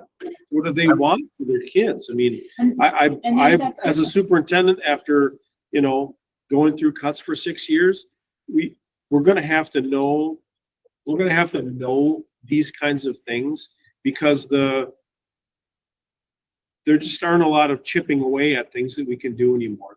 The things that we're gonna have to get at are gonna be significant and structural if we're gonna be able to continue to make reductions. Right. To get to the point where we need to get. So No. I need to know, as a superintendent who's got to make recommendations to you about what programming looks like at ISD 318, what does our community want that to look like? Because we're kind of out of ideas that way. It'll just be more of the same, which I don't think that's what our community wants. you know, they want the basics. They want reading, the writing, the math, science, but what beyond that? The key I got in synergies, right? We've got Itasca Community College right in town. In my opinion, we shouldn't compete with them in anything right now. We can't afford to.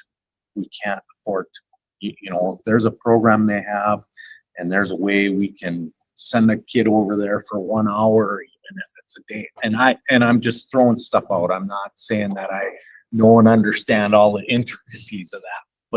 But those are the things I'm looking at, and I'm going, we just can't afford to. In my opinion. So the only issue with that is the money follows the student. Right. So we lose money every time that happens. Don't save We money. don't save money with it, we lose. Somewhere we have to, though. I mean, again, one of my arguments is we've always focused on let's try to find a way to get more money, and some of these programs cost us more than we gain on. Somewhere they've got to. I mean, we can't stay focused on how do we generate more money, because it's not going to happen. I mean, it's not going to happen through a revenue stream. It's not wrong, Tom. It's like, It's not keeping wrong. the kids that we have, and how do we keep them? And that's really Matt's point too, is we need to know what the community wants to see. What is education gonna look like in this district 5 years from now? And the other part of it too is that, very hard, truthful conversations have to be had with our community members. Like, listen, the bottom line is this. we get that you guys are upset because you think that we're gonna turn around and try to tax you some more. Well, you wanna know something?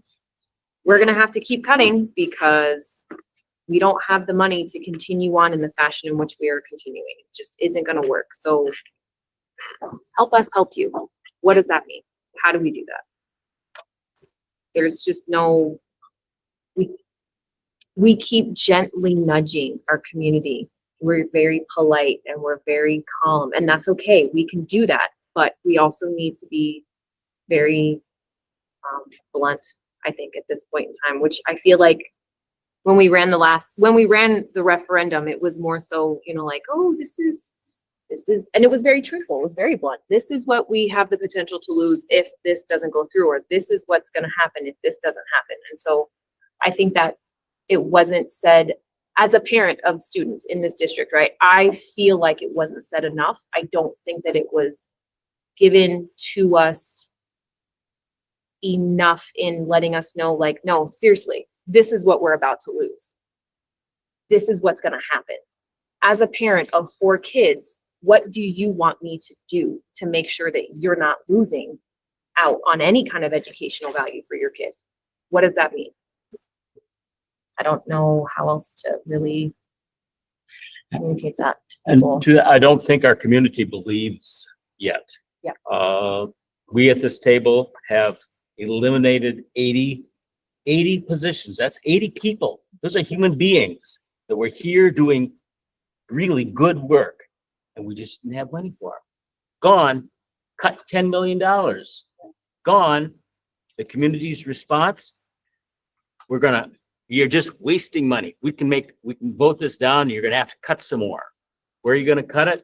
Administration. That's always a The answer. yeah, it's the answer. Just cut administration, because there's way too many administrators. We are really skinny on administrators, but the community doesn't believe this. And that's why it comes down to that one line: deeply educate opinion leaders. And I put good or bad, because it always seems to fall on, you know, it always seems to fall on the loudest people are the ones that are full of the most misinformation, which is the unfortunate truth. But again, like I said, where did that come from? How did they become so angry, and why? And how do we fix that? Can we fix that? Well, it Can goes we- back to Melissa's point. Yes. Our community's hurting. I get that. They're hurting. Yeah. I mean, I just think, I think of the levy and I'm thinking, my God, retirements went into the tank. Like, there's some people who are just like looking at their retirement things and they're like, this was how I was supposed to live. And now I don't even know I'm gonna pay pay anything. Well, and you know, it's our community too. You know, when we talk about the cities, you talk about that vote. The vote here is not the 18 to 35-year-olds. It's retired people who are on fixed incomes. So every time they're hit, they can't afford it, The right? stock market goes down, their 401s in that. And they got, you know, just as we talk about schools, we don't have a way to just put a bake sale on, and the retired communities in that same position, right? They don't have an option to start generating more revenue for themselves. And just what we talked about, now we're seeing a rash of layoffs that are gonna come through, and that's gonna hit hard, because it is the community that can afford to They do typically this, can, yeah. you know, and support this, right? And is gonna push for it, because they're the working people. So it's a You know, the challenge. interesting thing, did anybody see the Star Trek last week? There was a community in Taylor, you might know this, but there was a community in southern Minnesota somewhere who lost a referendum. They had like 3 failed referendums in a row. And a group of moms, Annandale. moms were like, Annandale. this is enough. And they've raised like 250,000. I mean, it's not like good, but it could save a couple teachers for a couple years. And they know it's not a solution, but they basically have started their own campaign to be like, we need to save our teachers. Like, and I feel like we're not there yet.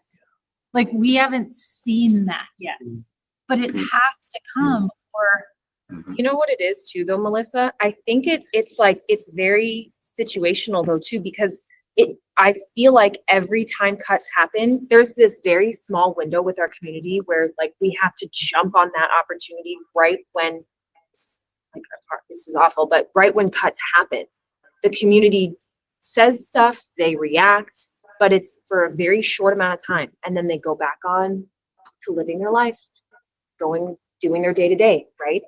But they do engage for a very short period of time, but how do we catch them then? Or where's our group of moms that catches them right then and there, you know? How does that work out? And again, why does our community just like go on about their day? You know, like Tom said, it's a good point. You know, the majority of the people in the community are not that 18 to 35. We have a lot of them, but they're all a part of the district. But then the rest of our community are, you know, an older population. So I don't really know. I think there's certainly we need more information from the community. How we get that, I'm not struggling with, because if we had an open forum at the Rife, I don't know that we would get the information we probably looking for. As an example. Yeah. Right. I think the survey option, while we might have had some, I think if we were to go that route, it would need to be really focused on, this is the situation, cuts are gonna happen, where do you want? Or what do you want, to Matt's point, which school you're gonna close? Or which, you know, how do you want Grand Rapids schools to look? If we can't raise revenue, we have to make cuts. What does that look like? We can't keep shipping. Now we have to, you know, we were using a scalpel. Now we're doing a hatchet. Well, let's face it. I mean, that 6 million, that's 10%. That's not, and that's taking effect October. That's, And that just doesn't. and, you know, and I mean, taxpayers, if we try to ask for a referendum and we force that one through, it's gonna be brutal. And rightfully so, to be honest, in my opinion. I mean, that. I think it's gonna be brutal, 100% agree with you. I think it's also gonna be brutal for these kids that aren't gonna get the opportunities they that need. everybody else has. That, you know, Grand Rapids families are accustomed to getting. And a lot of the, I mean, our staff do a good job of just figuring stuff out. I mean, and they're not hearing the stories. I mean, we had two teachers or a few teachers come to the board meeting a week or two ago, and they were talking about, you know, the one in particular was talking about a change in her curriculum. What she didn't talk about is how she's got 35 to 40 kids in every one of her classes. And that's become her normal, but our community isn't aware of that. The parents are like, oh, they must have figured it out. Well, they're figuring it out by having to bring in more desks. And it's not just in high school social studies, it's in the elementary. Our fifth grades next year will be over 30. Well, that hasn't happened in, I don't know how long, but guess what? Those fifth grade teachers will soldier up and they'll muscle up and they'll just do it. And you know, the fifth grade Johnnies and Susies aren't going to come home and say, geez, mom, there are so many kids in my class. They're not going to do it because their teachers are going to figure it out. And that doesn't mean it's okay. It just means that they're burning their candle on more than two ends. And if you talk to our staff, most of them will say that they're more tired and more burned than they've ever felt because they've got more kids. And, you know, for that particular social studies teacher, she's grading 30 more papers than she was 5 years ago. Well, and I mean, in our last negotiations, it was, can you help us deal with community members? I mean, who were just negative. I mean, that was an ask From teachers? from teachers. Like, Got that. I mean, I don't know how to solve that stuff because that makes that burning at both ends and then that Yep. just that much more difficult, right? I mean, I don't.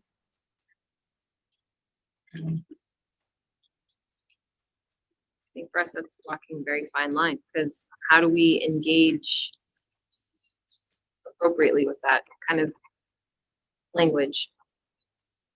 You know, I mean, I like the idea of having some kind of, I don't know if I can call it a focus group, because I think people are kind of like, my mom and dad make fun of them. Like they have them in Evelyn, my mom and dad make fun of them because they're like, we talk and then they never take us anyway, so it doesn't matter. So I mean, literally, like they go, right? Maybe they're 70 and they go. So that's awesome. But is there a way to have coffee and conversations or something in a drop off, or, you know, what I mean, is there a way to do it with parents so that we're not asking for more of their time? Because their time, I mean, they don't show up to vote because they're running kids. I mean, they're just running children. And so how do you make that, like, is there kind of a coffee and conversation at a drop off? Or is it, you know, is there a ask a question in the line while you're waiting? Like, I don't know. I think we can do that, but I think there has to be an education piece, Right, because for right. the most part, people have made up their story, and by God, they're gonna believe the story that they made up because it was a good one that they made up. Right. And people are not listening to the reality. We've laid off way too many people. We've cut way too deeply. We've eliminated programs that are important to our kids' success, to our region's success. We've done all that. We've collapsed our physical space. People are not hearing that story. They're not believing it. They want to believe that there's someplace else, you know, there's. Again, there's that part of the equation, they feel it. They're feeling it, you know, it's coming out of their pocketbook, and they, you know, I think they're hearing it, but they're also, you know, They're hearing that piece, but they also have to hear the piece of what the schools, what our kids are dealing with. And that's the piece that they're not paying attention to. well, I don't disagree. I mean, I don't think they're not paying attention to it. They're hurting. I get it. Again, our community is, you know, it's skewed towards the retirement age, big time. You know, the places that are passing referendums are all 18 to 35. You know, their voting group is a substantial part of it, and they're all wage earners. And they got two people in the family earning money, you know, and they're building places up here. Yep. So they got money, you know, it's not, you know, we're dealing with a community that's just entirely different where these referendums are passing right now. I mean, their earning potential, you know, as Ashley says, you look at the people and where their income is, and it's dramatically different than these other communities that are passing these referendums. that's the hard part. And not only that, but they've had a house, you know, my parents had a place on Vermilion, right? You know, and they owned it for 40 years. And when they got rid of it, their taxes were more than they ever paid in their entire house, on a house payment in their entire life ever. You know, at the point they paid it just for the taxes, you know. Because they were grandfathered in when that legislation came through. Well, no, but I mean, it's just, you know, the place on the lake, just, you know, it's prime property, and the valuation just skyrocketed. You know, they didn't build any place on there, but it just went, you know, and that's, you see a lot of people here like that. And, you know, when they built it, it didn't cost anything to build, right? You know, and they were just literally trying to maintain it, and that's all. You know, and we've got a lot of community up here doing that, just trying to maintain their place and maintain a life that, you know, and it's just part of our community when we talk about that dynamic of that age group, right? And not having the living group around here being in that working age. So my question really becomes is how do we engage the people with children, or the people who are going to have children? Because that's really, I mean, if we're really in service to kids, right? Like, our goal is to make sure kids have a top-notch education when they leave here. So whether they decide to go on to a 2-year school or a 4-year school or certification or military or whatever, welcome it all. It's all needed. Or straight into the Or workforce. straight into the workforce, whatever that means, all needed. But we want to be the best at making sure that the kids are ready for whatever stuff they get, right? So then let's focus on the people that have the kid. I understand that there are elderly people, but often if their grandkids and their kids and things like that can talk about it, all of a sudden that becomes a much different conversation. I say that all the time. Who do you want to put your medication in your arm? Do you want milligrams? You know, who's going to do the math on your pills when you need them? Like, I mean, those are, and you want that kid to be good at math and science? Like, yeah, you do. So how do we do that? Because it seems like that's older is engaged, heavily engaged. They're paying attention because it hits their pocketbook. But the families that are running like crazy and kids are in it on a daily basis are not as engaged. But those are the people we need engaged. So for me, that's the question. How do we engage the group that we've never really had a chance to hear from? And I will say this personally, you know, I'm engaged because I have 75 kids that live in my home. I have 4 children, obviously, but the only reason why we're engaged is because we have so many children. I work, you know, with kids in our school district. I don't disagree with you, Melissa. If I didn't do the things that I do with the district already, I would just go about my day. I would never know, because the teachers that all of my children have, they never complain. I mean, like, I'm friends with some teachers, so obviously I hear like a little bit of grumble, but beyond that, if I didn't make those relationships with those teachers and staff members, and I didn't have, you know, the access that I do to the schools that are in our district, I would just keep on trucking. My husband works, I work, we would just keep on going. We would just keep paying those, you know, levies. We would just keep on going. And I've said it personally. I personally would pay for a referendum, but that's just because my husband and I can do that. I don't suggest that anybody else in the district do that, because not everybody else is in the same financial boat as myself, right? My mother does not support it because my mother can't. She's not elderly, but she's older. She's retirement age. She can't afford to do those things. Like Tom is saying, the older community is engaged, the younger community, not so much, because we just have these blinders on where we're just like, go to school, do what you need to do. Let's get going. Like, just keep on moving. Like, I don't disagree with that part about how do we engage that group in our community? How do we engage the parents more who are just like, hey, little Johnny, have a great day at school. I'll pick you up at, you know, whatever. And then they don't have those conversations at home afterwards because they're just assuming, well, he got an A, he's doing great. You know, how do we continue those conversations? How do we co-parent essentially? How do we do that with our community members? If I could insert here, that you can do that.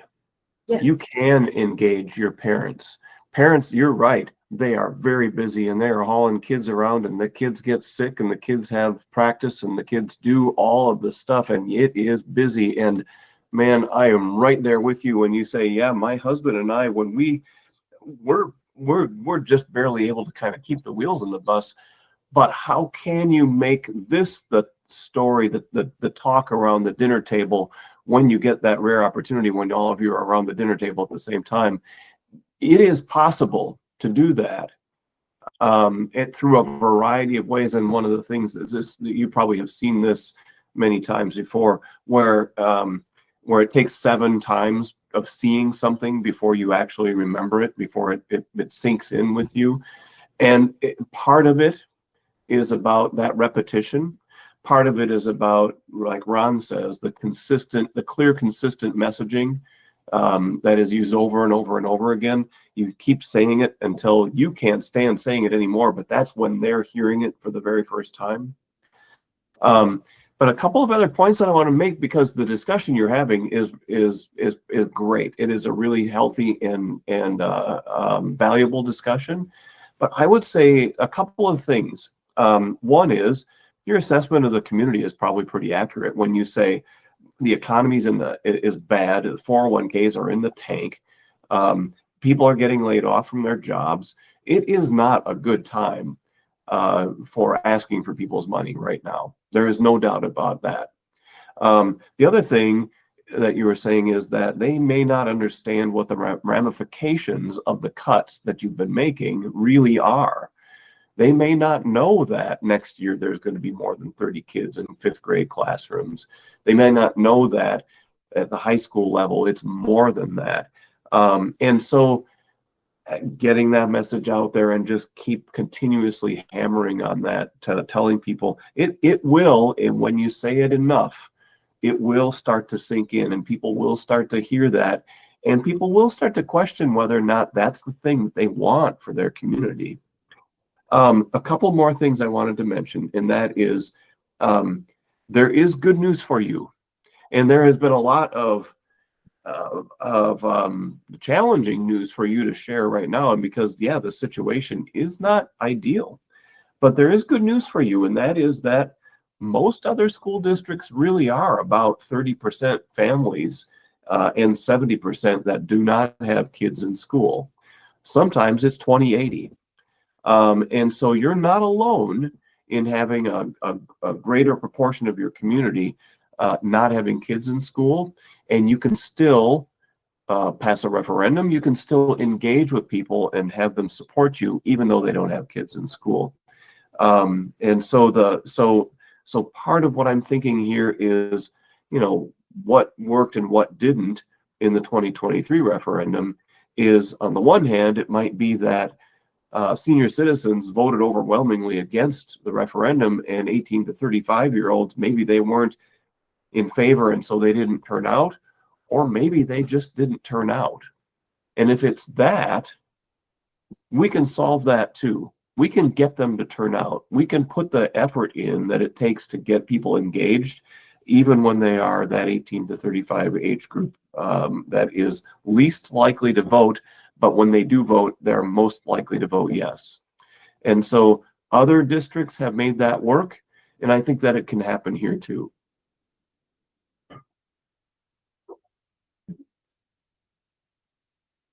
So where do we go? I'm going to go out on a limb here. And again, we're not talking about referendum, but when or if that time would come, whether it's this November or a year from then or 2 years from then, when you're talking about that, my demographic, the retiree demographic, you've got 420 retirees there. Can you flip that OPEB situation, that negative, into a positive as well? With those 420 retirees that do have skin in the game in terms of the financial stability of your school district as well, and maybe that can be flipped a little bit. And as you're addressing and working through that challenge, you can also see that as an opportunity to build some support from that demographic. That's a significant number. Maybe they don't all live in the district, but that's just food for thought. So I mean, just trying to keep, moving forward here. I think there's a few questions. One is, do we think that some form of community engagement is important? And is there agreement around that, especially, targeted at our parent group potentially? So that's, I think, a question.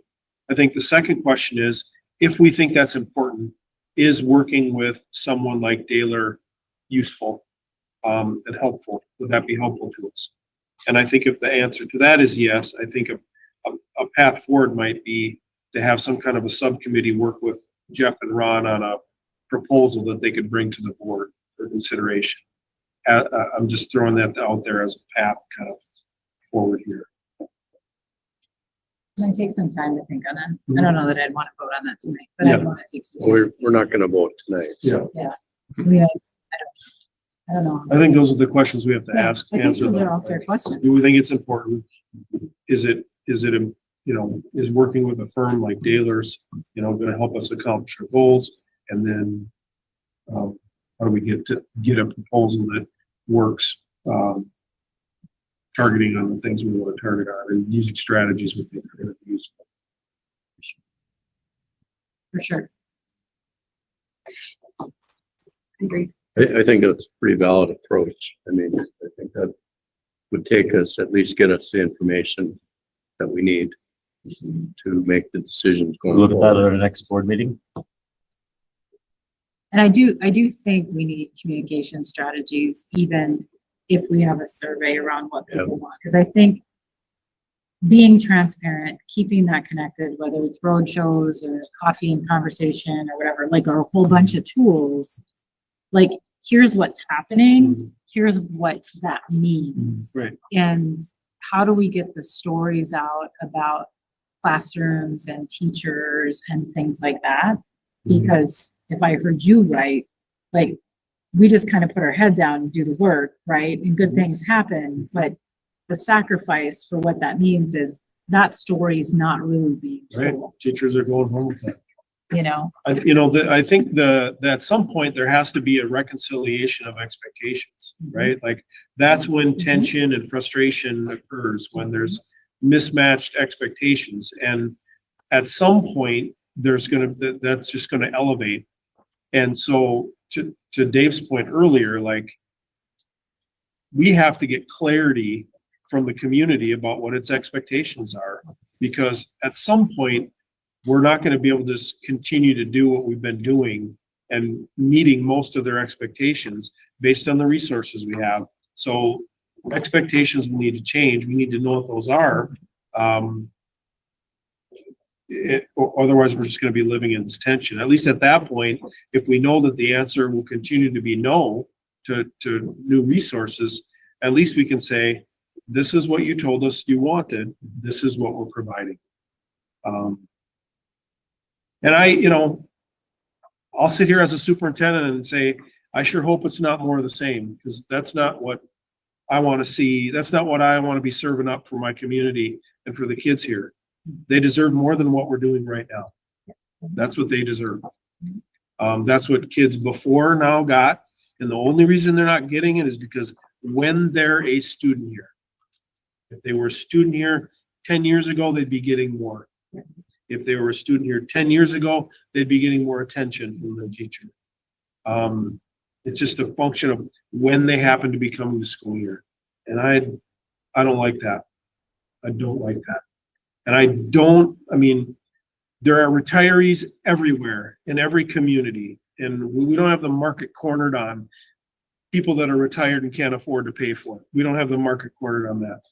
So all of this boils down to priorities at some point. That's what it all boils down to at some point, and choices. And people's priorities and choices can be different. Like that's part of it. But we also don't know until we ask. And we got to ask one way or another, whether that's in a ballot or in a meeting. We got to ask what people's priorities are. Now, a couple thoughts. One is you don't have to go back 10 years. You can just go back to last year. Kids know that. And two, I think that while a survey or community engagement or whatever allows some people to share their voices, not everybody, and we may make the wrong choice based on the some people. An election gives everybody the voice. And so I also don't want to presume that because somebody got laid off, that they don't want to still have great schools. And I'm not saying that, it's a terrible situation all around. However, I don't want to make a decision based on that and assume that their intent then is to make a sacrifice in education instead of somewhere else. Yeah, I think the one concern I have is if you go to voters, I think you got to go to them with something that's going to have a chance for success, right? Otherwise, they're just going to get even more ingrained and more mad, and you risk. I'll be frank, tonight to hear the issue we've got with the 5 million is very frustrating, right? And the initial reactions nobody's running this place, right? That's the initial reaction, and that didn't get created yesterday. That's been coming and it's a challenge, right? But people react and then they ingrain and you're just gonna make them matter, and you're not gonna, so if you go to them with something, you better have a chance to go to success at it, or every time you go, it's just gonna be less and less chance. You're fighting more and more of an uphill battle every time, I think.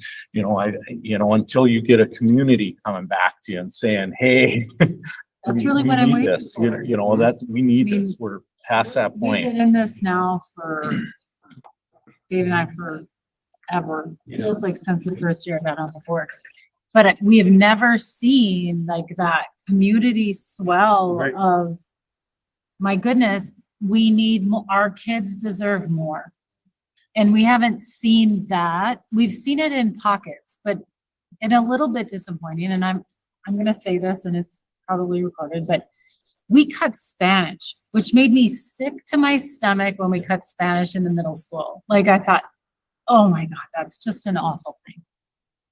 2 people, maybe 3 showed up. I mean, small. We Not as cut, many as yeah. we cut tennis, which we don't even have to do activities. We could cut every activity and we don't have to do them. And we get a whole entire group shows up for 10 kids.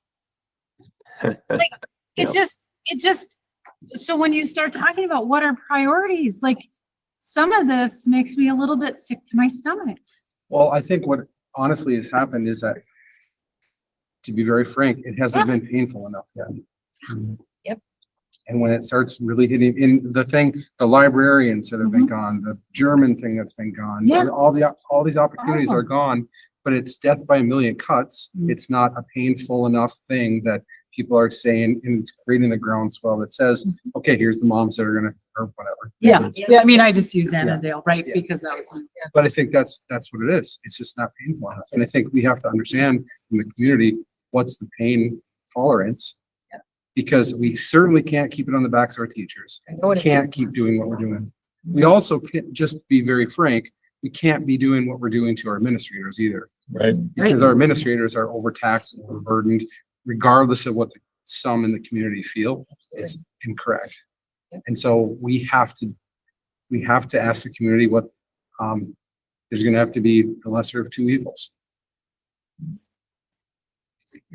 There'll be no choice. I mean, that's all. I think your 3 questions are legitimate, Matt. We come back, we get some time to think about those things and come back to it. Be nice. I also have this like forward thought process of this continual death spiral. And it sounds terrible, but I don't see this, I don't see it. Where you are. Because we cut services, we cut opportunities, we lose families, we now have less money. We don't keep up with inflation, we cut deeper, we cut deeper, and where does it end? Or is it better to just bite the bullet and end up in statutory operating debt and let the state figure it out? I said it during the forum when we were running for school board. If we keep going in the direction that we're going, we're not going to have a Grand Rapids area school district because we can't afford to keep doing this. And we're not going to have anything left to cut.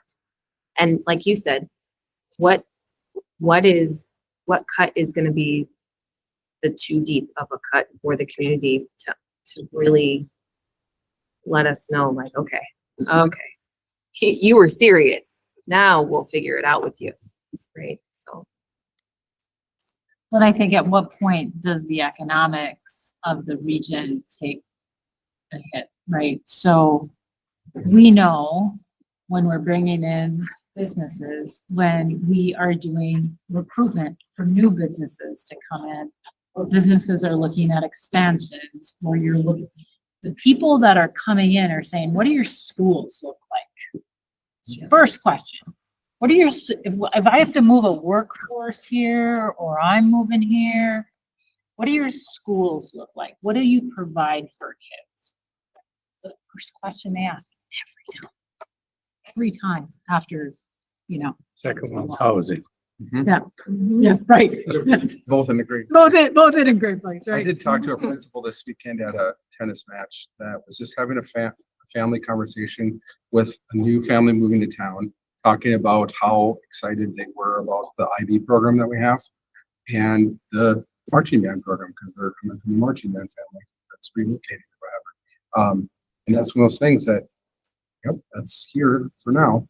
Yeah. We get a lot of people who talk about the IB program. Because the other piece about that people I don't think understand is, do you want your 16-year-old kid with 20-some-year-old males in an ICC building? That's just a question. You know, because that's what, and I'm not saying there's anything wrong with the men or the children, but no, that's what you just did. I never thought about it like that. Thank you. Or, and not, so thank you very much, Melissa. Jeff, does that kind of work for you on your end if the board takes a little bit to sort of sort those questions out? I mean, do you feel like those are the right questions, or would you add or amend any of those for the board to think about? I think you're all on the right track. I think that, I think the bottom line is that, that you think you know the community pretty well, but you also think that the community maybe doesn't have all the information that it needs about the impact of the previous cuts that you've made and about the impact of cuts that you may have to make into the future. So there is a combination of one, needing to provide information, and two, truly understanding where the community is at. And the only way that you can do that is by talking to people.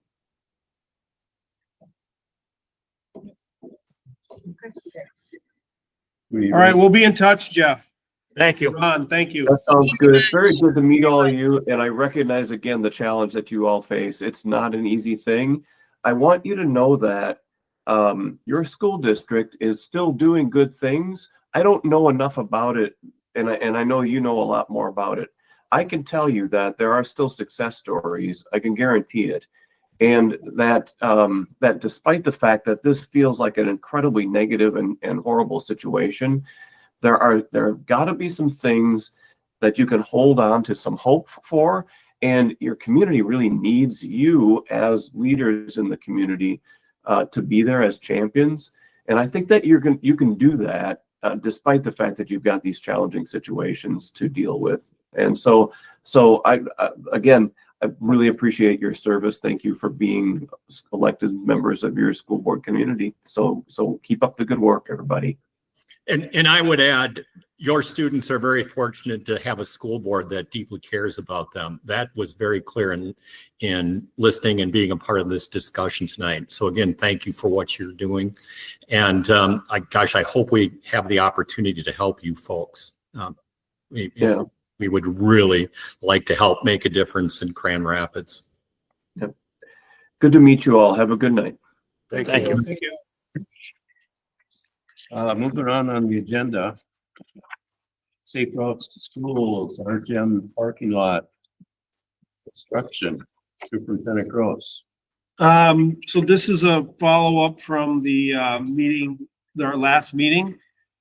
We had an opportunity to sit down, your reps to the facilities committee, Dave and Tom, had a meeting with Widseth, with Schwartz, who's current low bidder,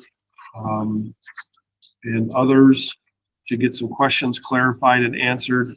So these are the two pieces that came forward last time for approval. One is the contract with Schwartz, or the agreement with Schwartz, and then the second is the grant agreement for the Safe Routes to School project. So looking for approval on these two separate items. One to award bid to Schwartz and one to approve the grant agreement. So put that on the agenda for the next. No, for action tonight, you can take action on this if you want to. I'd make a motion to approve the contract with Schwartz. Second. Got a motion and a second discussion. All your questions answered, because you guys were asking really, really good questions, and I was waiting for both of you to have discussion on that. So go ahead, Tom, sorry. Well, I just wanted to bring out one thing that came out through our meeting. Obviously, anytime you see a bid come in and it's higher than the grant amount, and we talk about financial stuff right now, you want to make sure you're doing the right thing, right? Especially when it isn't necessarily in the classroom either, right? I mean, you keep kids safe, obviously. One of the things I was glad to hear about, were there are some things in here that would be routine maintenance that are gonna get addressed, and it's a timely thing to do it. I mean, it's gonna be much more cost effective for the district to do it now, right? When they got people on site and they're considering those things. So that's part of the equation in that delta, which made me obviously help my comfort level a lot there. And I would say, I would hope we do a little better job of expressing that, because that helped appease me a lot when that came out in that discussion. The other thing, obviously, that was of concern is the terms of the contract, right? Making sure that the 29 delta or whatever it is does not become 99 and chill into our fund even more, right? Part of the terms of what came out was, because a grant is coming from Minnesota, and the DOT specifically, the terms of the contract follow MnDOT terms, which are pretty specific on any overages, and that's where the per unit quantities came in when we got into the discussions on that. So it outlines if there are any excesses, here's what they're based on, right? And here's the terms that those can be requested for. It's not just a wide open, all of a sudden they start charging you 3 times what it was before. So it helped me a lot and made me much more comfortable with that. And I'm comfortable with it. I also think that I'd add that, right now the delta is like 29 grand, something like that, right? That, do you know what the fund balance is for the long-term facilities maintenance? So, even if it's, God forbid, but even if it does blow into 99,000, we have the funds to cover it that aren't gonna take teachers out of the classroom. So it's not like we're gonna hit the general fund if we do end up going out, if something unexpected occurs.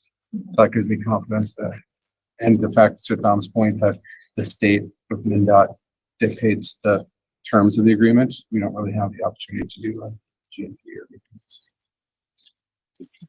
Further discussion? Hearing none, all in favor, say aye. Aye. Opposed? Motion passes. Mr. Chair, the second piece of this is the grant agreement. So this is the agreement that goes along with the Safe Routes to School, that it enables us to get the $469,700 from the state. Just looking for approval to accept that. I'd like the motion to accept the grant. We have a motion. Do we have a second? Second. Second by Ashley. Discussion. I just want to mention again that this is one of those things that since I've been here, it's been discussed ad nauseum, the middle school pickup. I mean, and it's always, it's always been, we hear you, we can make some small things, and here's some high-vis vests and some more radios and some signs and training and things like that, but there's never been enough money to dedicate to this. And so this is a really huge thing to take care of, and it's even better by the fact that it's being paid for from a grant, and hats off to you know, Ann Campbell again, and I know she worked closely with Matt Wigan from the city, so big thank you to them. I guess, and another point that was kind of an eye opener for me during that meeting was, you know, the fact that, you know, the school district actually owns that road, Right. you know, from the fence all the way down to,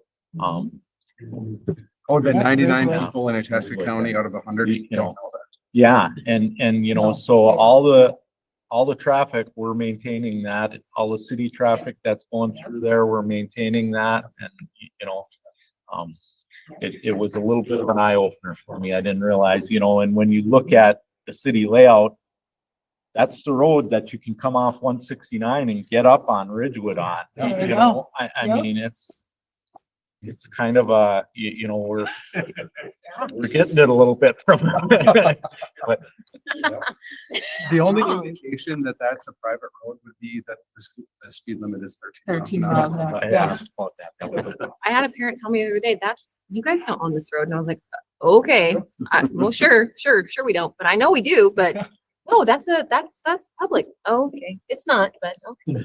And I guess to clarify, my understanding is that, we can't put this money in our pocket and put it into teaching funds. That's different buckets, just to be clear and transparent. Further discussion? Hearing none, all in favor, say aye. Aye. Opposed? Motion passes. Any other business?